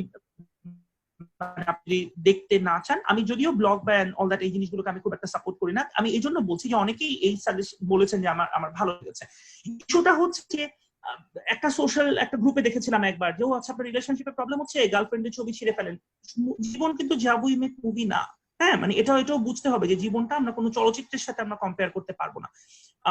মানে এই জাতীয় টক্সিক মানুষকে ডিল করার জন্য আমরা যদি ফার্দার টক্সিসিটি জেনারেট করি তাহলে আমরা আরো বড় ভুল করবো। তো দুইটাই আমাদেরকে মেনে নিতে হবে যে আমরা জীবনকে মুভির মতো করে চিন্তা করতে পারবো না। যদি রিলেশনশিপ জনিত কারো কোনো সমস্যা থাকে ডেফিনেটলি আপনার সেই জায়গাটা থেকে বের হয়ে আসার জন্য এক্সপার্ট সলিউশন নেওয়া উচিত। আপনি একদম 1-to-1 সেশন নিয়ে আপনি এক্সপ্লেন করেন যে রিলেশনশিপের কোন জায়গাটা কোথায় কেন আপনার সাপোর্টটা দরকার এই রিলেশনশিপটা ব্রেকআপের পর। অবভিয়াসলি যাদের এরকম হয়েছে তাদেরকে বলছি। আর আপনার ক্ষেত্রে বন্ধুদের ক্ষেত্রে যদি এরকম হয়ে থাকে কথা তো বলতেই হবে। আর হিউমিলেট হওয়ার ব্যাপারটা হচ্ছে যে পারস্পরিক আসলে এক্ষেত্রে কথা বলাটা খুব জরুরি, যেটা আমরা স্কিপ করি। আমি নিজেও করেছি ওই সময়টাতে। যদি পারেন তার সাথে ঠান্ডা মাথায় কথা বলেন যে দেখো তুমি যেটা লিখছো এটা বলছো এটা কিন্তু আমার ভালো লাগছে না। হ্যাঁ, এটা আমি তাতে পার্সোনালি আমি তাতে ডিস্টার্ব ফিল করছি। তুমি আমাকে নিয়ে আমাকে ট্যাগ করে বা আমার সাথে এটা না করো, এভাবে না বলো বা আমাদের সাথে না করো, ভালো হবে। এটাও মাথায় রাখবেন যে আপনারা যদি একসাথে সবাই মিলে যেটাকে অ্যাটাক করেন ঠিক হবে না। সবকিছু সলিউশন হচ্ছে খুব ঠান্ডা মাথায় একটা সুন্দর পরিবেশ ক্রিয়েট করে কিছু সাইকোলজিক্যাল ফ্রেজ ব্যবহার করে তাকে কাম ডাউন করে দেন স্টেপ বাই স্টেপ আপনি ডিসকাশনের মাধ্যমে প্রবলেমটা সলভ করা। যদি সেটা আপনি করতে না পারেন জাস্ট অ্যাভয়েড টক্সিসিটি। মানে আপনার কোনো দরকার নাই তাকে ফলো করার, আপনি তাকে রেস্ট্রিক্টেড করে দেন, ব্লক কিছু করতে হবে না। আর আনফলো করার সিস্টেম আছে, আনফ্রেন্ডও করতে হবে না। জাস্ট তার নিউজ ফিড স্ক্রল করলে যাতে সে না আসে, যাতে তার টক্সিসিটি এখন দেখতে না হয়। আরেকটা প্রশ্ন এসেছে ভাইয়া, দুইটা টার্ম বললেন, প্যানিক হয়ে যাওয়া এবং ভয় পাওয়া। ভাই অনেকেই আছেন যারা একদমই ভয় পাচ্ছেন না। আমাদের এলাকায় কিছু মানুষ আছেন এরকম, ওদের সাথে কিরকম আচরণ করবো, তারা নিজেকে এবং আমাদেরকে ঝুঁকিতে ফেলছেন। দেখা যাচ্ছে তারা অনেক রিউমার স্প্রেড করছেন অনেক সময়। ভাইয়া এটা একটা ভয়ঙ্কর প্রবলেম নিলয়। এটা মানে এটা এমন একটা মানে কি বলবো যেটা আমাদের সবার জন্য, যারা আমরা আমার এপিডেমিওলজির একটা ডিগ্রি আছে, সো এই রোগতত্ত্ব নিয়ে পড়াশোনা করে এই জাতীয় মানুষগুলোকে আমরা ভয় পাই, আতঙ্কিত হই শুধু এদেরকে নিয়ে। ডিজিজ নিয়ে কিন্তু আমরা আতঙ্কিত হই না, ভয় পাই। তো এই যে তার মানে এই না যে তাদেরকে আপনি মানে বকাঝকা করবেন বা পচা কথা বলবেন। এখানে সাইকোলজিক্যাল যে স্ট্র্যাটেজি গুলো আমরা ফলো করতে বলি সেটা হচ্ছে ইনফ্লুয়েন্সার দিয়ে তাদেরকে বলানো। সেই স্পেসিফিক 3 জন বা 4 জনের যাদের সাথে একটা সম্পর্ক আছে, যাদের কথা শুনলে তারা ঠান্ডা হবেন বা যাদের কথা শুনলে তারা থামবেন, তাদেরকে আইডেন্টিফাই করেন। আমি জানি আপনার স্টেজ থেকে এটা অনেক কঠিন। আপনি যদি এখন চিন্তা করেন যে আপনি তার দিয়ে কথা বলাবেন, যদি আপনার বাবা বা মা বা কারোর পক্ষে সম্ভব হয় সেই জায়গাটা আপনি আইডেন্টিফাই করতে পারেন যে তার উপরের জায়গা থেকে তাকে বলানো। আপনারা যদি একটা সোশ্যাল কমিটির মতো তৈরি করে একটা এলাকার মধ্যে যে আপনারা এই তথ্যগুলো সম্প্রচার, এখন যদি একসাথে সোশ্যাল কমিটি করাটা সম্ভব না, কারণ এখন আমরা একটা ডিস্টেন্সিং এর মধ্যে আছি, ফিজিক্যাল ডিস্টেন্সিং এর মধ্যে আছি। তো ইস্যুটা হচ্ছে সেইখান থেকেও আপনি যতটুকু সম্ভব যে প্রপার ইনফরমেশনটা, যে আমি 5টা ইনফরমেশন গভর্নমেন্ট যা বলছে তাই, তার মানে এই না যে এখানে গভর্নমেন্টের তথ্য মানে গভর্নমেন্ট কিন্তু বা পুরো পৃথিবী কিন্তু একই কথাই বলছে। 3টা জিনিস, যে হাত ধোয়া, আপনাকে পার্সোনাল হাইজিনটা মেনটেন করা, সেটা গেল সবকিছু একসাথে। 2 নাম্বার হচ্ছে ফিজিক্যাল ডিস্টেন্সিংটা মেনটেন করা, এবং যেটা আপনাকে রিকমেন্ড করা হচ্ছে এইটা। এই 3টা-4টা জিনিসই কিন্তু সারা পৃথিবীর সব গভর্নমেন্ট বলছে। কারণ যতদিন পর্যন্ত ড্রাগ ইফেক্টিভলি আবিষ্কার না হবে, অনেকগুলো ট্রায়াল চলছে, কোনো ট্রায়ালের এখনো কোনো রেজাল্ট আসেনি। যে ওষুধগুলো আপনারা দেখতে পাচ্ছেন সেই ওষুধগুলো সিম্পটোমেটিক ট্রিটমেন্ট দিয়ে কারোর উপকার হচ্ছে, কারোর হচ্ছে না। তো সেটাও এখনো কোনো আমরা কনক্লুশনে পৌঁছাতে পারিনি। এখন পর্যন্ত ভ্যাকসিন ট্রায়াল চলছে, ভ্যাকসিন ট্রায়াল চলতে অ্যাটলিস্ট 16-18 মাস বা এর বেশি সময় লাগে। সেই ট্রায়ালগুলোর রেজাল্ট আমরা এখনো পাইনি। সো কোনো ধরনের কোনো মানে এই ড্রাগ নিয়ে বা এটা নিয়ে আজ হয়ে গেল আবিষ্কার, খুব এটা আসলে বলার সুযোগ নাই। যদি সেটা আবিষ্কার হয়ে যাওয়ার সময়ের মধ্যে অনেকেই বিজ্ঞানীরা চেষ্টা করছেন, তাহলে সেটা সারা পৃথিবীর সবাই একসাথেই জানতে পারবে। সেটা এমন না যে শুধু আপনার মানে আমরা কেউ একা জানতে পারবো, ওনারা যারা এই আচরণগুলো করছে তারা জানতে পারবে। তাদের ভয়টা আসলে যাতে তারা পায় সেটার জন্য মানে খুবই কঠিন এটা। তাদেরকে আসলে কোনো, আপনারা কালকেই দেখেছেন যে ব্রাহ্মণবাড়িয়াতে কি হয়েছে, তার আগের দিন আমরা দেখেছি কোন একটা জায়গায় দেখলাম, ব্রাহ্মণবাড়িয়ার আগে ভুলে গেছি, এরকম মানে কনস্ট্যান্ট 3-4 দিন ধরে দেখছি ইন্ডিয়াতে একটা এরকম হয়েছে। তো যারা এই আচরণগুলো করছে তাদেরকে আমরা আসলে কি করবো, মানে আমার কাছে আসলে আনসার নাই। প্রত্যেকটা জায়গায় তথ্য সম্প্রচার করা হচ্ছে, মৃত্যুর সংখ্যা সবাই দেখতে পাচ্ছে। তারপরেও যদি তারা না বুঝে তাহলে তাদেরকে এখন ছেড়ে দেওয়া ছাড়া আপনি শুধু আপনারটুকু পালন করেন, আপনার জায়গা থেকে আপনার তথ্যগুলো আপনি প্রপারলি সম্প্রচার করেন, কোনো তর্কে জড়াবেন না। এটা হচ্ছে আমার পার্সপেক্টিভ থেকে, মানে মানসিক স্বাস্থ্য গবেষণার জায়গা থেকে আমি বলবো এই সময় কোনো তর্কে জড়ায় নিজের মূল্যবান সময়টা নষ্ট না করে আপনি সঠিক তথ্যটা নিজে জানেন, সঠিক তথ্যটা আপনি নিজে সম্প্রচার করেন যতটুকু আপনি আপনার জায়গা থেকে পারেন। আপনার বাসায় যদি এখন তো কাজ করতে যারা আসে তারা আসতে পারছে না, যদি ফোনে যোগাযোগ থাকে কারোর সাথে, ছোট ভাই বোন বন্ধু, তাদের সবাইকে সঠিক তথ্যটা দেওয়া আছে। আর কোন প্রশ্ন? ভাইয়া হ্যাঁ ভাইয়া, মানসিক সাহায্যের জন্য বা কোনো এই ধরনের মেন্টাল হেল্পের জন্য কোনো মনোবিজ্ঞানী বা সাইকিয়াট্রিস্টের সাথে আমরা কিভাবে যোগাযোগ করতে পারি? মানে ওনাদের নাম্বার তো নরমালি সব জায়গায় পাওয়া যাচ্ছে না। আচ্ছা, সব জায়গায় পাওয়া যাচ্ছে না এটা একদমই ট্রু না, এখন একদম ইফেক্টিভলি পাওয়া যাচ্ছে। আমি একটা কাজ করবো, আমি আমাদের যে জুম গ্রুপটা আছে, জুম গ্রুপটা না, আমাদের যে আশ্রয় স্কিল ডেভেলপমেন্ট গ্রুপটা আছে, ওখানে কি আপনারা সবাই আছেন? আচ্ছা, আমি ওই গ্রুপে এখনই এই সেশনটা শেষ হলে আমি শেয়ার করে দিচ্ছি। আমাদের বাংলাদেশ অ্যাসোসিয়েশন অফ সাইকিয়াট্রিস্টের আন্ডারে যে সাইকিয়াট্রিস্টরা আছেন খুবই খুবই ভালো তারা এবং খুবই স্কিলড প্রফেসর, তারা সবাই তাদের নাম্বার উন্মুক্ত করে এখন ফ্রি সার্ভিস দিচ্ছেন, টেলিসাইকিয়াট্রি তারা প্রোভাইড করছেন। সো একদম টাইম ঠিক করে দেওয়া আছে, আপনি দেখে নেবেন কোন টাইমে কোন ডাক্তার কোথায় আছে, ইভেন ঢাকা, রাজশাহী, বিভিন্ন জায়গায় তারা আছেন, সেটাও উল্লেখ করে দেওয়া আছে, আপনারা সেটা নিতে পারবেন ফ্রি। পাশাপাশি টেলিসাইকিয়াট্রি ইনোভেশন নেটওয়ার্ক একটা অর্গানাইজেশন আছে, তারা একদম ডিরেক্টলি টেলিসাইকিয়াট্রি প্রোভাইড করছে। প্রচুর সাইকোলজি আছেন যারা ফ্রি সার্ভিস দিচ্ছেন। আমি যেটা করবো সেটা হচ্ছে আমি এই গ্রুপটাতে শেয়ার করব যাতে আপনারা জানতে পারেন, এবং আমি আমার পার্সোনাল প্রোফাইলে অলরেডি শেয়ার করেছি। আপনারা যদি একটু মানে কষ্ট করে, আমার মনে হয় যে কয়েকটা অথেন্টিক জায়গা মানে বারবার করে দেখেন, যেমন ডিজি হেলথের করোনা একটা গ্রুপ তৈরি হয়েছে, করোনা গভর্নমেন্ট, সেখানেও কিন্তু টেলিসাইকিয়াট্রি যারা প্রোভাইড করছেন সেই লিস্টটা প্রোভাইড করা হচ্ছে। সো এখন এই মুহূর্তে সাপোর্টটা তো আপনারা পাবেনই, পরবর্তীতে যদি আপনারা মনে করেন বা আপনারা 1-to-1 সেশন চান সেটাও কিন্তু মানে সম্ভব। ইভেন এই সময়ের মধ্যে তারা হোয়াটসঅ্যাপে 1-to-1 সেশন প্রোভাইড করছেন এবং ফ্রি হোয়াটসঅ্যাপে সেশন গুলো দিচ্ছেন, যে আপনি একদম স্পেসিফিকলি, কারণ আমি কিন্তু এখন ওপেন, যেহেতু আমরা জুমে আছি, আপনারা যদি আমাকে কেউ এমন কোনো প্রশ্ন করেন আমি কিন্তু সেটা দিতে পারবো না। তার কারণ হচ্ছে আমাদের এথিক্যাল একটা বাউন্ডারি আছে, আমি নামও বলবো না, আমি সে প্রশ্নটা আমি উচ্চারণই করবো না। তার কারণ হচ্ছে আমাদের সাইকোলজির ক্যারিয়ার আছে, চাইলেও এটা করতে পারি না এথিক্যালি। সো সেই জায়গাটার জন্য 1-to-1 সেশনটা দরকার এবং আপনারা সেটা করতে পারবেন। ওকে, ও খুব ইম্পর্টেন্ট একটা প্রশ্ন, working in non profit can be very frustrating. এটা অ্যাবসলিউটলি আমি মনে করবো যে একটা রং কনসেপ্ট, কারণ ফ্রাস্ট্রেশনটা তখনই আসে যখন আপনি এক্সপেক্ট করেন। আমি জানি না ভলান্টিয়ারিজমের ডেফিনেশন রোকেয়া খুব সুন্দর করে দেওয়ার কথা, বা তার আগে দিন সুলতান ভাই যখন বলেছেন, ভলান্টিয়ারিজম কিন্তু আপনার নিজের স্যাটিসফ্যাকশন, এটা কিন্তু 110% আপনি যদি এক্সপেক্ট করে আসেন যে আপনি ভলান্টিয়ারিজম করে আপনি স্টার হতে চান, তাহলে কিন্তু এটা একটা রং কনসেপ্ট। আপনি দিচ্ছেন সেটাই আপনার মানে একদম 110% মানে একদম লক্ষ্য হওয়া উচিত। ভেরি করেছেন, কারণ এটা সবার জন্যই আমি মনে করি যে একটা চিন্তা করার জায়গা, যে ফ্রাস্ট্রেশনটা কখন আসে, যখন আমি অনেক এক্সপেক্ট করি যে আমি এখান থেকে এত সময় দিয়ে আমি কিছু পাচ্ছি না। মানে ইস্যুটা হচ্ছে যে আপনি যে একটা মানুষকে সাহায্য করছেন, গোপনে করেন সামনে করেন, এই সাহায্যটাতে আপনার আনন্দটা চলে আসা উচিত ছিল। আর আরেকটা জিনিস হচ্ছে যে অনেক সময় যে আমরা যে জায়গায় সাহায্য করতে চাই, ধরেন আপনি যৌনকর্মীদেরকে নিয়ে কাজ করছেন, বা আপনি একটা বাল্য বিবাহ রোধ করার জন্য কাজ করছেন, অ্যাসিড সার্ভাইভার যারা আছে তাদেরকে নিয়ে কাজ করছেন, এই জায়গাগুলো অনেক বেশি এক্সস্টিং, অনেক বেশি টাইম কনজিউমিং। আমি খুব রিসেন্টলি একটা ইনিশিয়েটিভের সাথে একদম রিসেন্টলি আমি জড়িত হয়েছি, স্ট্যান্ড এগেইনস্ট রেপ। সো আমার একদম রেগুলার বেসিস এখন এই কন্টেন্ট গুলো দেখতে হচ্ছে, আমি নিজে মেন্টালি খুব এক্সস্টেড মানে হয়ে যাচ্ছি। আমি মানে মানসিক স্বাস্থ্যের জায়গাগুলো এখন আসলে পড়তে পড়তে এমন হয়েছে যে হ্যাঁ এটা আমি জানি যে এরকম হতে পারে, কিন্তু এই যে ব্রুটালিটি গুলো আসলে টলারেট করা খুব কঠিন। এবং নন প্রফিট যে ভলান্টিয়ার আছেন তারাই কিন্তু সবার আগে এই জিনিসগুলো, পুলিশের পাশাপাশি একটা সাধারণ মানুষ কিন্তু সোশ্যাল মিডিয়াতে বা মিডিয়াতে আসার পরে দেখছে, টিভিতে যে যখন ইন্ডিয়াতে নির্ভয়ার মৃত্যুটা হয়েছে, আমরা কিন্তু অনেক মানে একদিন বা কয়েক ঘন্টা পরে জেনেছি। ওখানে পুলিশটা কিন্তু আগে দেখেছেন পুরো লাশটা, বা লাশ তো না, দুজনেই তো বেঁচে ছিল। তো ওই বডির যে বিভৎস অবস্থাটা যারা দেখেছেন, তাদের মানসিক স্বাস্থ্যের কিন্তু কি অবস্থা হয়েছে বা তারা কি ট্রিটমেন্ট পেয়েছেন আমরা কিন্তু জানি না। বাংলাদেশে একই অবস্থা, কি হচ্ছে যখন কোনো মানে এরকম ভলান্টিয়াররা যখন ছুটে যাচ্ছেন এরকম কোনো একটা জায়গায় লাশ দেখতে পাচ্ছেন, লাশের ক্ষেত্রে আমাদের দেশে কম হয়, ভলান্টিয়ারদের অ্যাক্সেসটা নাই, অ্যাক্সিডেন্ট কোন ক্ষেত্রে তারা ছুটে যাচ্ছেন তখন তো তারা অনেক ব্রুটাল সিন দেখতে পাচ্ছেন।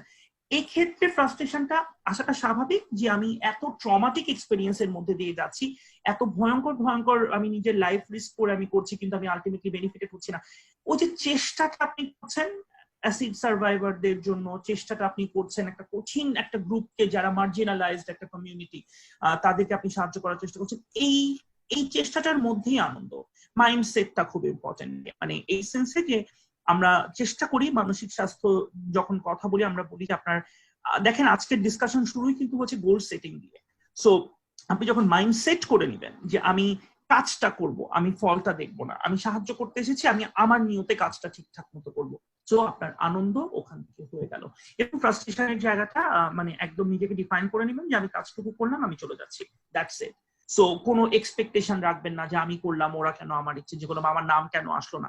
যেখানে নাম আসার দরকার আপনি মনে করেন রাইট আপনি করেছেন আপনার কনসেপ্ট, সেখানে আপনার অধিকারের ক্ষেত্রে আপনি চুপ করে থাকবেন না, যেটা অবভিয়াসলি যদি আপনি মনে করেন যেটা আপনার আসার দরকার ছিল বা এই জায়গাটাতে কোনো একটা প্রবলেম হয়ে যাচ্ছে। আর যদি কোনো নন প্রফিট অর্গানাইজেশনে কাজ করে আপনি স্যাটিসফাইড হচ্ছেন না, যারা বারবার মানে এমন কিছু করছে যেটা আপনার এথিক্স এর বাইরে, মানে আপনি যদি ভালো মানে আপনি যদি একজন ভালো অর্গানাইজার হন, আপনি যদি একজন স্কিলড ভলান্টিয়ার হন, ভলান্টিয়ারিজম কিন্তু সেলফ একটা স্কিল, সো সেই জায়গাটা কিন্তু আপনি পেয়েই যাবেন। এবং আমার মনে হয় যে আমাদের মানে আরো সুযোগ আছে কথা বলার, যে ভলান্টিয়ারিজমের স্কিল গুলো আপনি কিভাবে ডেভেলপ করবেন, যেটা আজকের আলোচনার বিষয় না ডেফিনেটলি, কিন্তু ওভারঅল যে একদম স্পেসিফিক রিপ্রেজেন্টেশন স্কিলের ব্যাপারটা, কমিউনিকেশন স্কিলটা, আপনি কিভাবে নেটওয়ার্কিংটা মেনটেন করবেন, কিভাবে আপনি কথা বলবেন, এটাও খুব ইম্পর্টেন্ট।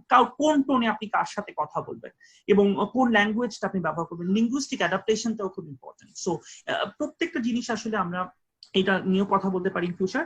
সো আমার মনে হয় যে আমরা মোটামুটি শেষে চলে এসেছি। সায়েম, নাইমা, দানিম, কি মনে হয় আমাদের কি আর আরেকটু কন্টিনিউ আমরা করবো? কারণ কোশ্চেন সব হয়ে গেছে যতটুকু আমি দেখতে পাচ্ছি। আর এটা কি ইফেক্টিভ ছিল আমি জানতে চাই, যে যারা আজকে শুনেছেন আমি খুব হ্যাপি যে অনেকে একদম শুরু থেকে আছেন। সো ইফেক্টিভ কি মনে হচ্ছে আপনাদের কাছে, যেটা মানে ঠিক ছিল সেশনটা?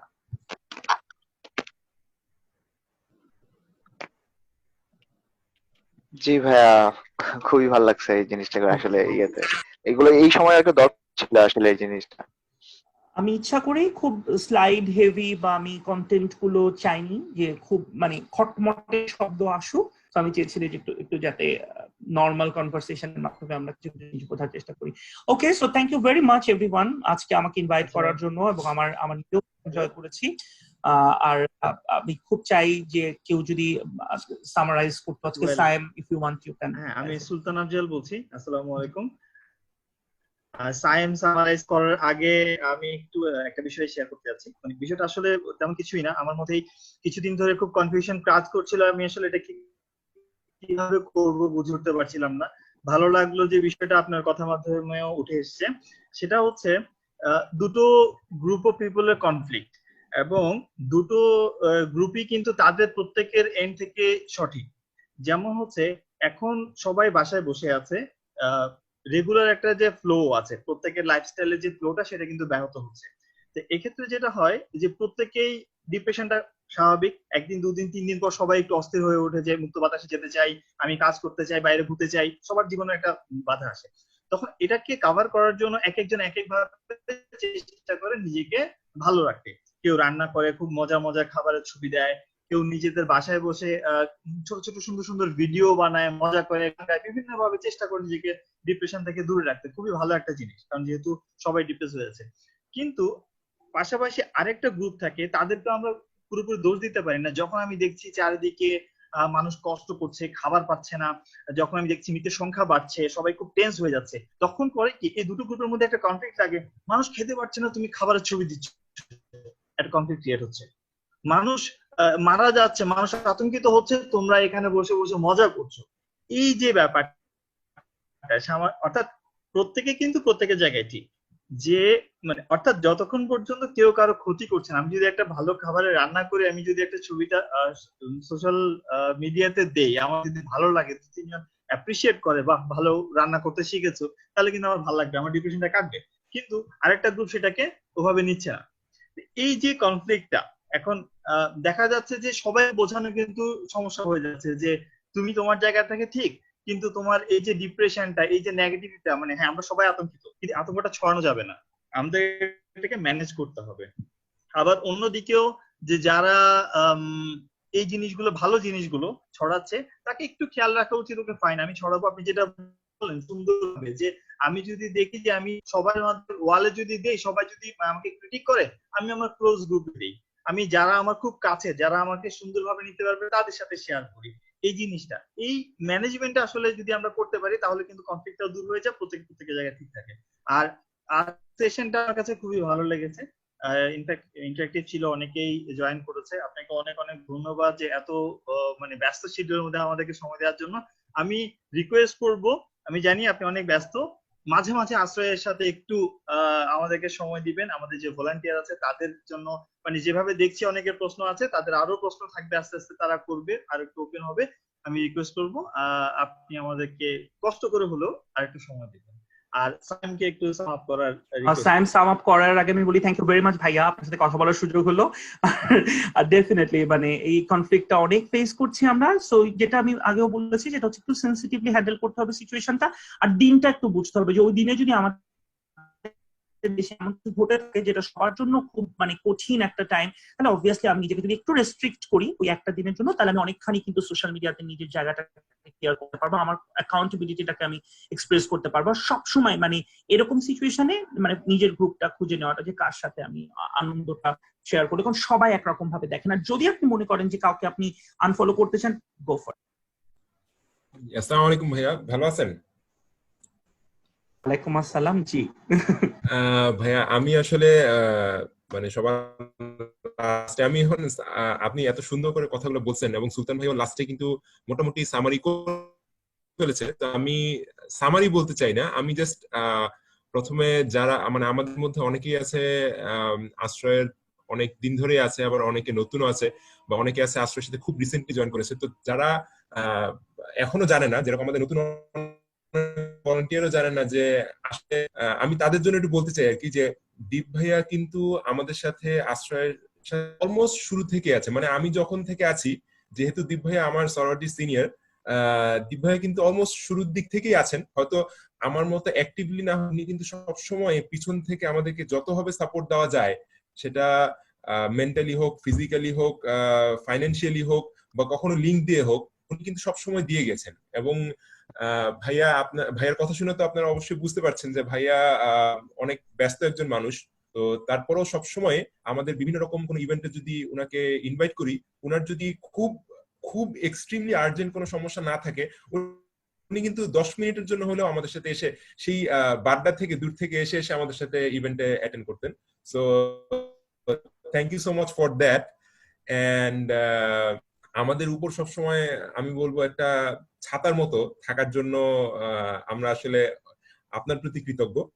এবং আজকের সেশনটা আমার কাছে মনে হয়েছে যে খুব অনেকগুলো গুরুত্বপূর্ণ কিছু তথ্য আপনি খুব সুন্দর করে, খুব ইজি ভাষায়, মানে আমরা অনেকে যারা লেমেন আছে তাদের জন্য খুব ইজি ভাষায় জিনিসগুলো বুঝিয়েছেন, এবং আমাদের আমাদের মধ্যে এই দুর্যোগপূর্ণ সময়ে একটা আশার আলো জ্বালিয়েছেন। তো এটা আসলে আমাদের জন্য অনেক গুরুত্বপূর্ণ ছিল। তো এই সবকিছুর জন্য আমি আপনাকে অশেষ অশেষ ধন্যবাদ জ্ঞাপন করতে চাচ্ছি, এবং ইনশাল্লাহ আপনার সাথে আশা করছি যে মানে যত তাড়াতাড়ি সম্ভব একদিন সামনাসামনি দেখা করতে পারবো, এই যেদিন লকডাউন শেষ হবে, যখন সব ঠিকঠাক হয়ে যাবে, ইনশাআল্লাহ দোয়া রাখবেন। এবং সবশেষে আপনাকে আবারও ধন্যবাদ আমাদেরকে আপনার গুরুত্বপূর্ণ সময় দেওয়ার জন্য। আরেকটা সেশন নিব আশ্রয়তে, আমি যতটুকু জানি নাইমার সাথে আমার কথা হচ্ছে দ্য পাওয়ার অফ নেটওয়ার্কিং। তো আজকে এটা যেরকম হেভি ছিল, কন্টেন্ট হেভি, দুঃখের কথা, ওটাতে কোনো দুঃখের কথা থাকবে না, শুধু আনন্দের কথা থাকবে, নেটওয়ার্কিং এর স্কিল, টিপস, ট্রিক্স, কিভাবে আমরা ভালোভাবে নেটওয়ার্কিং করতে পারি। সো আমি এক্সপেক্ট করবো যে আজকে যারা ছিলেন তারা হয়তো অনেকেই যদি থাকেন, একটা ইফেক্টিভ সেশন হয়তো হবে আমি মনে করছি। আর আমি নিজেও শিখতে চাই, কারণ এটা আমার জন্য একটা নতুন এরিয়া, নেটওয়ার্কিংটা নতুন জেনারেশনের ঠিক কিভাবে শেখা যায়। আর আমি কোনো এই জাতীয় কথা শুনতে চাই না, এটা আমার অনার যে এত মানে ইফেক্টিভ একটা গ্রুপের, এত মানে প্রাণবন্ত একটা গ্রুপ আশ্রয় সবসময়, এবং এত ডেডিকেটেড ওয়ার্কার আছে, তাদের সাথে কথা বলার সুযোগ পাচ্ছি একটু হলো সেশনটা কাজে লাগে, আইল বি হ্যাপিয়ার। সো এটা নিয়ে কোনো ধরনের কোনো এরকম কোনো স্টেটমেন্ট আমি চাই না। সো এটা আমার responsibility. Thank you very much আজকে সেশনের জন্য নাইমা, স্পেশালি। ভাইয়া আসসালামু আলাইকুম। ওয়ালাইকুম আসসালাম। ভাইয়া কেমন আছেন? হ্যাঁ আছি, আমরা খুব পার্সোনাল কথা বলছি এখন। যারা পার্টিসিপেন্ট আছে তারা বুঝে যাবে যে আমাদের রেগুলার বেসিসেই এরকম কথা চলতে থাকে। সো আমি তো থ্যাংক ইউ দিতে চাই তুর্যকে। প্রাঞ্জল, থ্যাংক ইউ ভেরি মাচ। খুব খুব ইফেক্টিভলি কমিউনিকেট করেছে। তানিম তো আছেই সবসময়ের জন্য। সো আমি আসলে সবগুলো সেশনে যদি থাকতে পারতাম ওদের আমার ভালো লাগতো। আমি ট্রাই করব। আমার ডেইলি আসলে বিভিন্ন সেশন নিতে হচ্ছে ডিফারেন্ট অর্গানাইজেশনের সাথে, মানে আমি নিজে পার্টিসিপেট করছি বা শিখছি, যেগুলো আগে থেকে কমিটমেন্ট দেওয়া। সো এই জন্যই আমি পারছি না, কিন্তু অবভিয়াসলি আই উইল ট্রাই যে নেক্সট উইক একটা দুটা আমার সেশন না আসুক, অন্য সেশন গুলোতেও আমি পার্টিসিপেট করতে পারি শোনার জন্য। থ্যাংক ইউ ভাই, আপনি অনেক ফ্রেন্ডলি ছিলেন, মানে ভাইয়া আমার কিছু বলার হ্যাঁ হ্যাঁ অফ কোর্স নাইমা। ভাইয়া আমার নেটওয়ার্ক খুব খারাপ। আপনি জানেন আমি একটা প্রত্যন্ত অঞ্চল থেকে আপনার কথা শুনতেছি, নেটওয়ার্কটা ভালো না, ডিস্টার্ব করে। তবুও আমি মানে এখানে একটা জিনিস, সাধারণত আমি জানি যে মানুষের কনসেন্ট্রেশন ধরেন 30 to 40 মিনিটস এর বেশি থাকে না, কিন্তু আপনার কথা 1 ঘন্টা ফুল কনসেন্ট্রেশন দিয়ে আমরা শুনেছি। এটা আপনার মানে এটা একটা বিশাল ক্রেডিট যে আপনি খুবই নর্মাল একটা কথা মানে শুনতে শুনতে শুনতে শুনতে কখনো আমার মনে মানে একটা মানে ইম্পর্টেন্ট একটা কথা আপনি আমাদের ভিতরে অলরেডি ইমপ্লিমেন্ট করে দিয়েছেন। মানে এই জিনিসটা আসলে মানে মানে এই জিনিসটার ইম্প্যাক্টটা কিন্তু লং লাস্টিং থাকে। দেখা যায় যে আমরা নর্মালি যখন একটা কথা বলি, হ্যাঁ তুমি এটা করবা না, তুমি সেটা করবা না, আসলে কিন্তু এই জিনিসটা কাজে লাগে না। কিন্তু আপনি যখন একটা ঘটনা দিয়ে, গল্প দিয়ে যখন সুন্দর করে জিনিসটা বলতেছেন, এটা কিন্তু আমার ভিতরে ঢুকে গেছে। এখন দেখা যাবে কেউ সুইসাইডাল মনে হলে কিন্তু আমি তখন খেয়াল করব, হয়তোবা আমি বই পড়ছি, আমার কিন্তু তখন এটা যেভাবে খেয়াল হয়নি। তারপরে ধরেন এমপ্যাথির ব্যাপারটা যেটা আপনি বললেন, এটা কিন্তু মানে আমি নিজেও পেশেন্টের ব্যাপারে অ্যাপ্লাই করে দেখছি। যখন আমি আসলেই বলি যে আমি বুঝতে পারছি আপনার কষ্ট হচ্ছে, আসলেই পেশেন্টটা ফিল করে যে না এখন তার কাছে চিকিৎসা করলে কিন্তু জিনিসটা ভালো হবে। সো আমি মানে আমার নিজের পার্সপেক্টিভে বললাম, কিন্তু ধরেন আপনি যেটা বললেন যে ভলেন্টিয়ার বা অন্য কারো ক্ষেত্রে যখন আমি এটা বলি, আমি নিজেটা অ্যাপ্লাই করে দেখছি। আমি আমার পেশেন্টকে বলি আমি বুঝতে পারছি যে আপনার কষ্ট হচ্ছে, আমি চিকিৎসা করে দিচ্ছি। বা আমার কেউ যদি কোনো খারাপ মানে কষ্ট লাগে বা কিছু আমাকে ইনবক্স করে, আমি হ্যাঁ আমি আই আন্ডারস্ট্যান্ড। তো ওই জিনিসটা আমি তখন তাদেরকে চেষ্টা করি। এবং থ্যাংক ইউ ভাইয়া জিনিসটা তোলার জন্য, কারণ আজকে 50 জন মানুষ জানতে পারছে যে এই একটা ছোট্ট কথা আসলে কত বড় ইম্প্যাক্ট ফেলতে পারে। আর হচ্ছে আপনি আপনার বিজি শিডিউল থেকে সময় দিচ্ছেন তার জন্য অনেক ধন্যবাদ, অনেক ধন্যবাদ।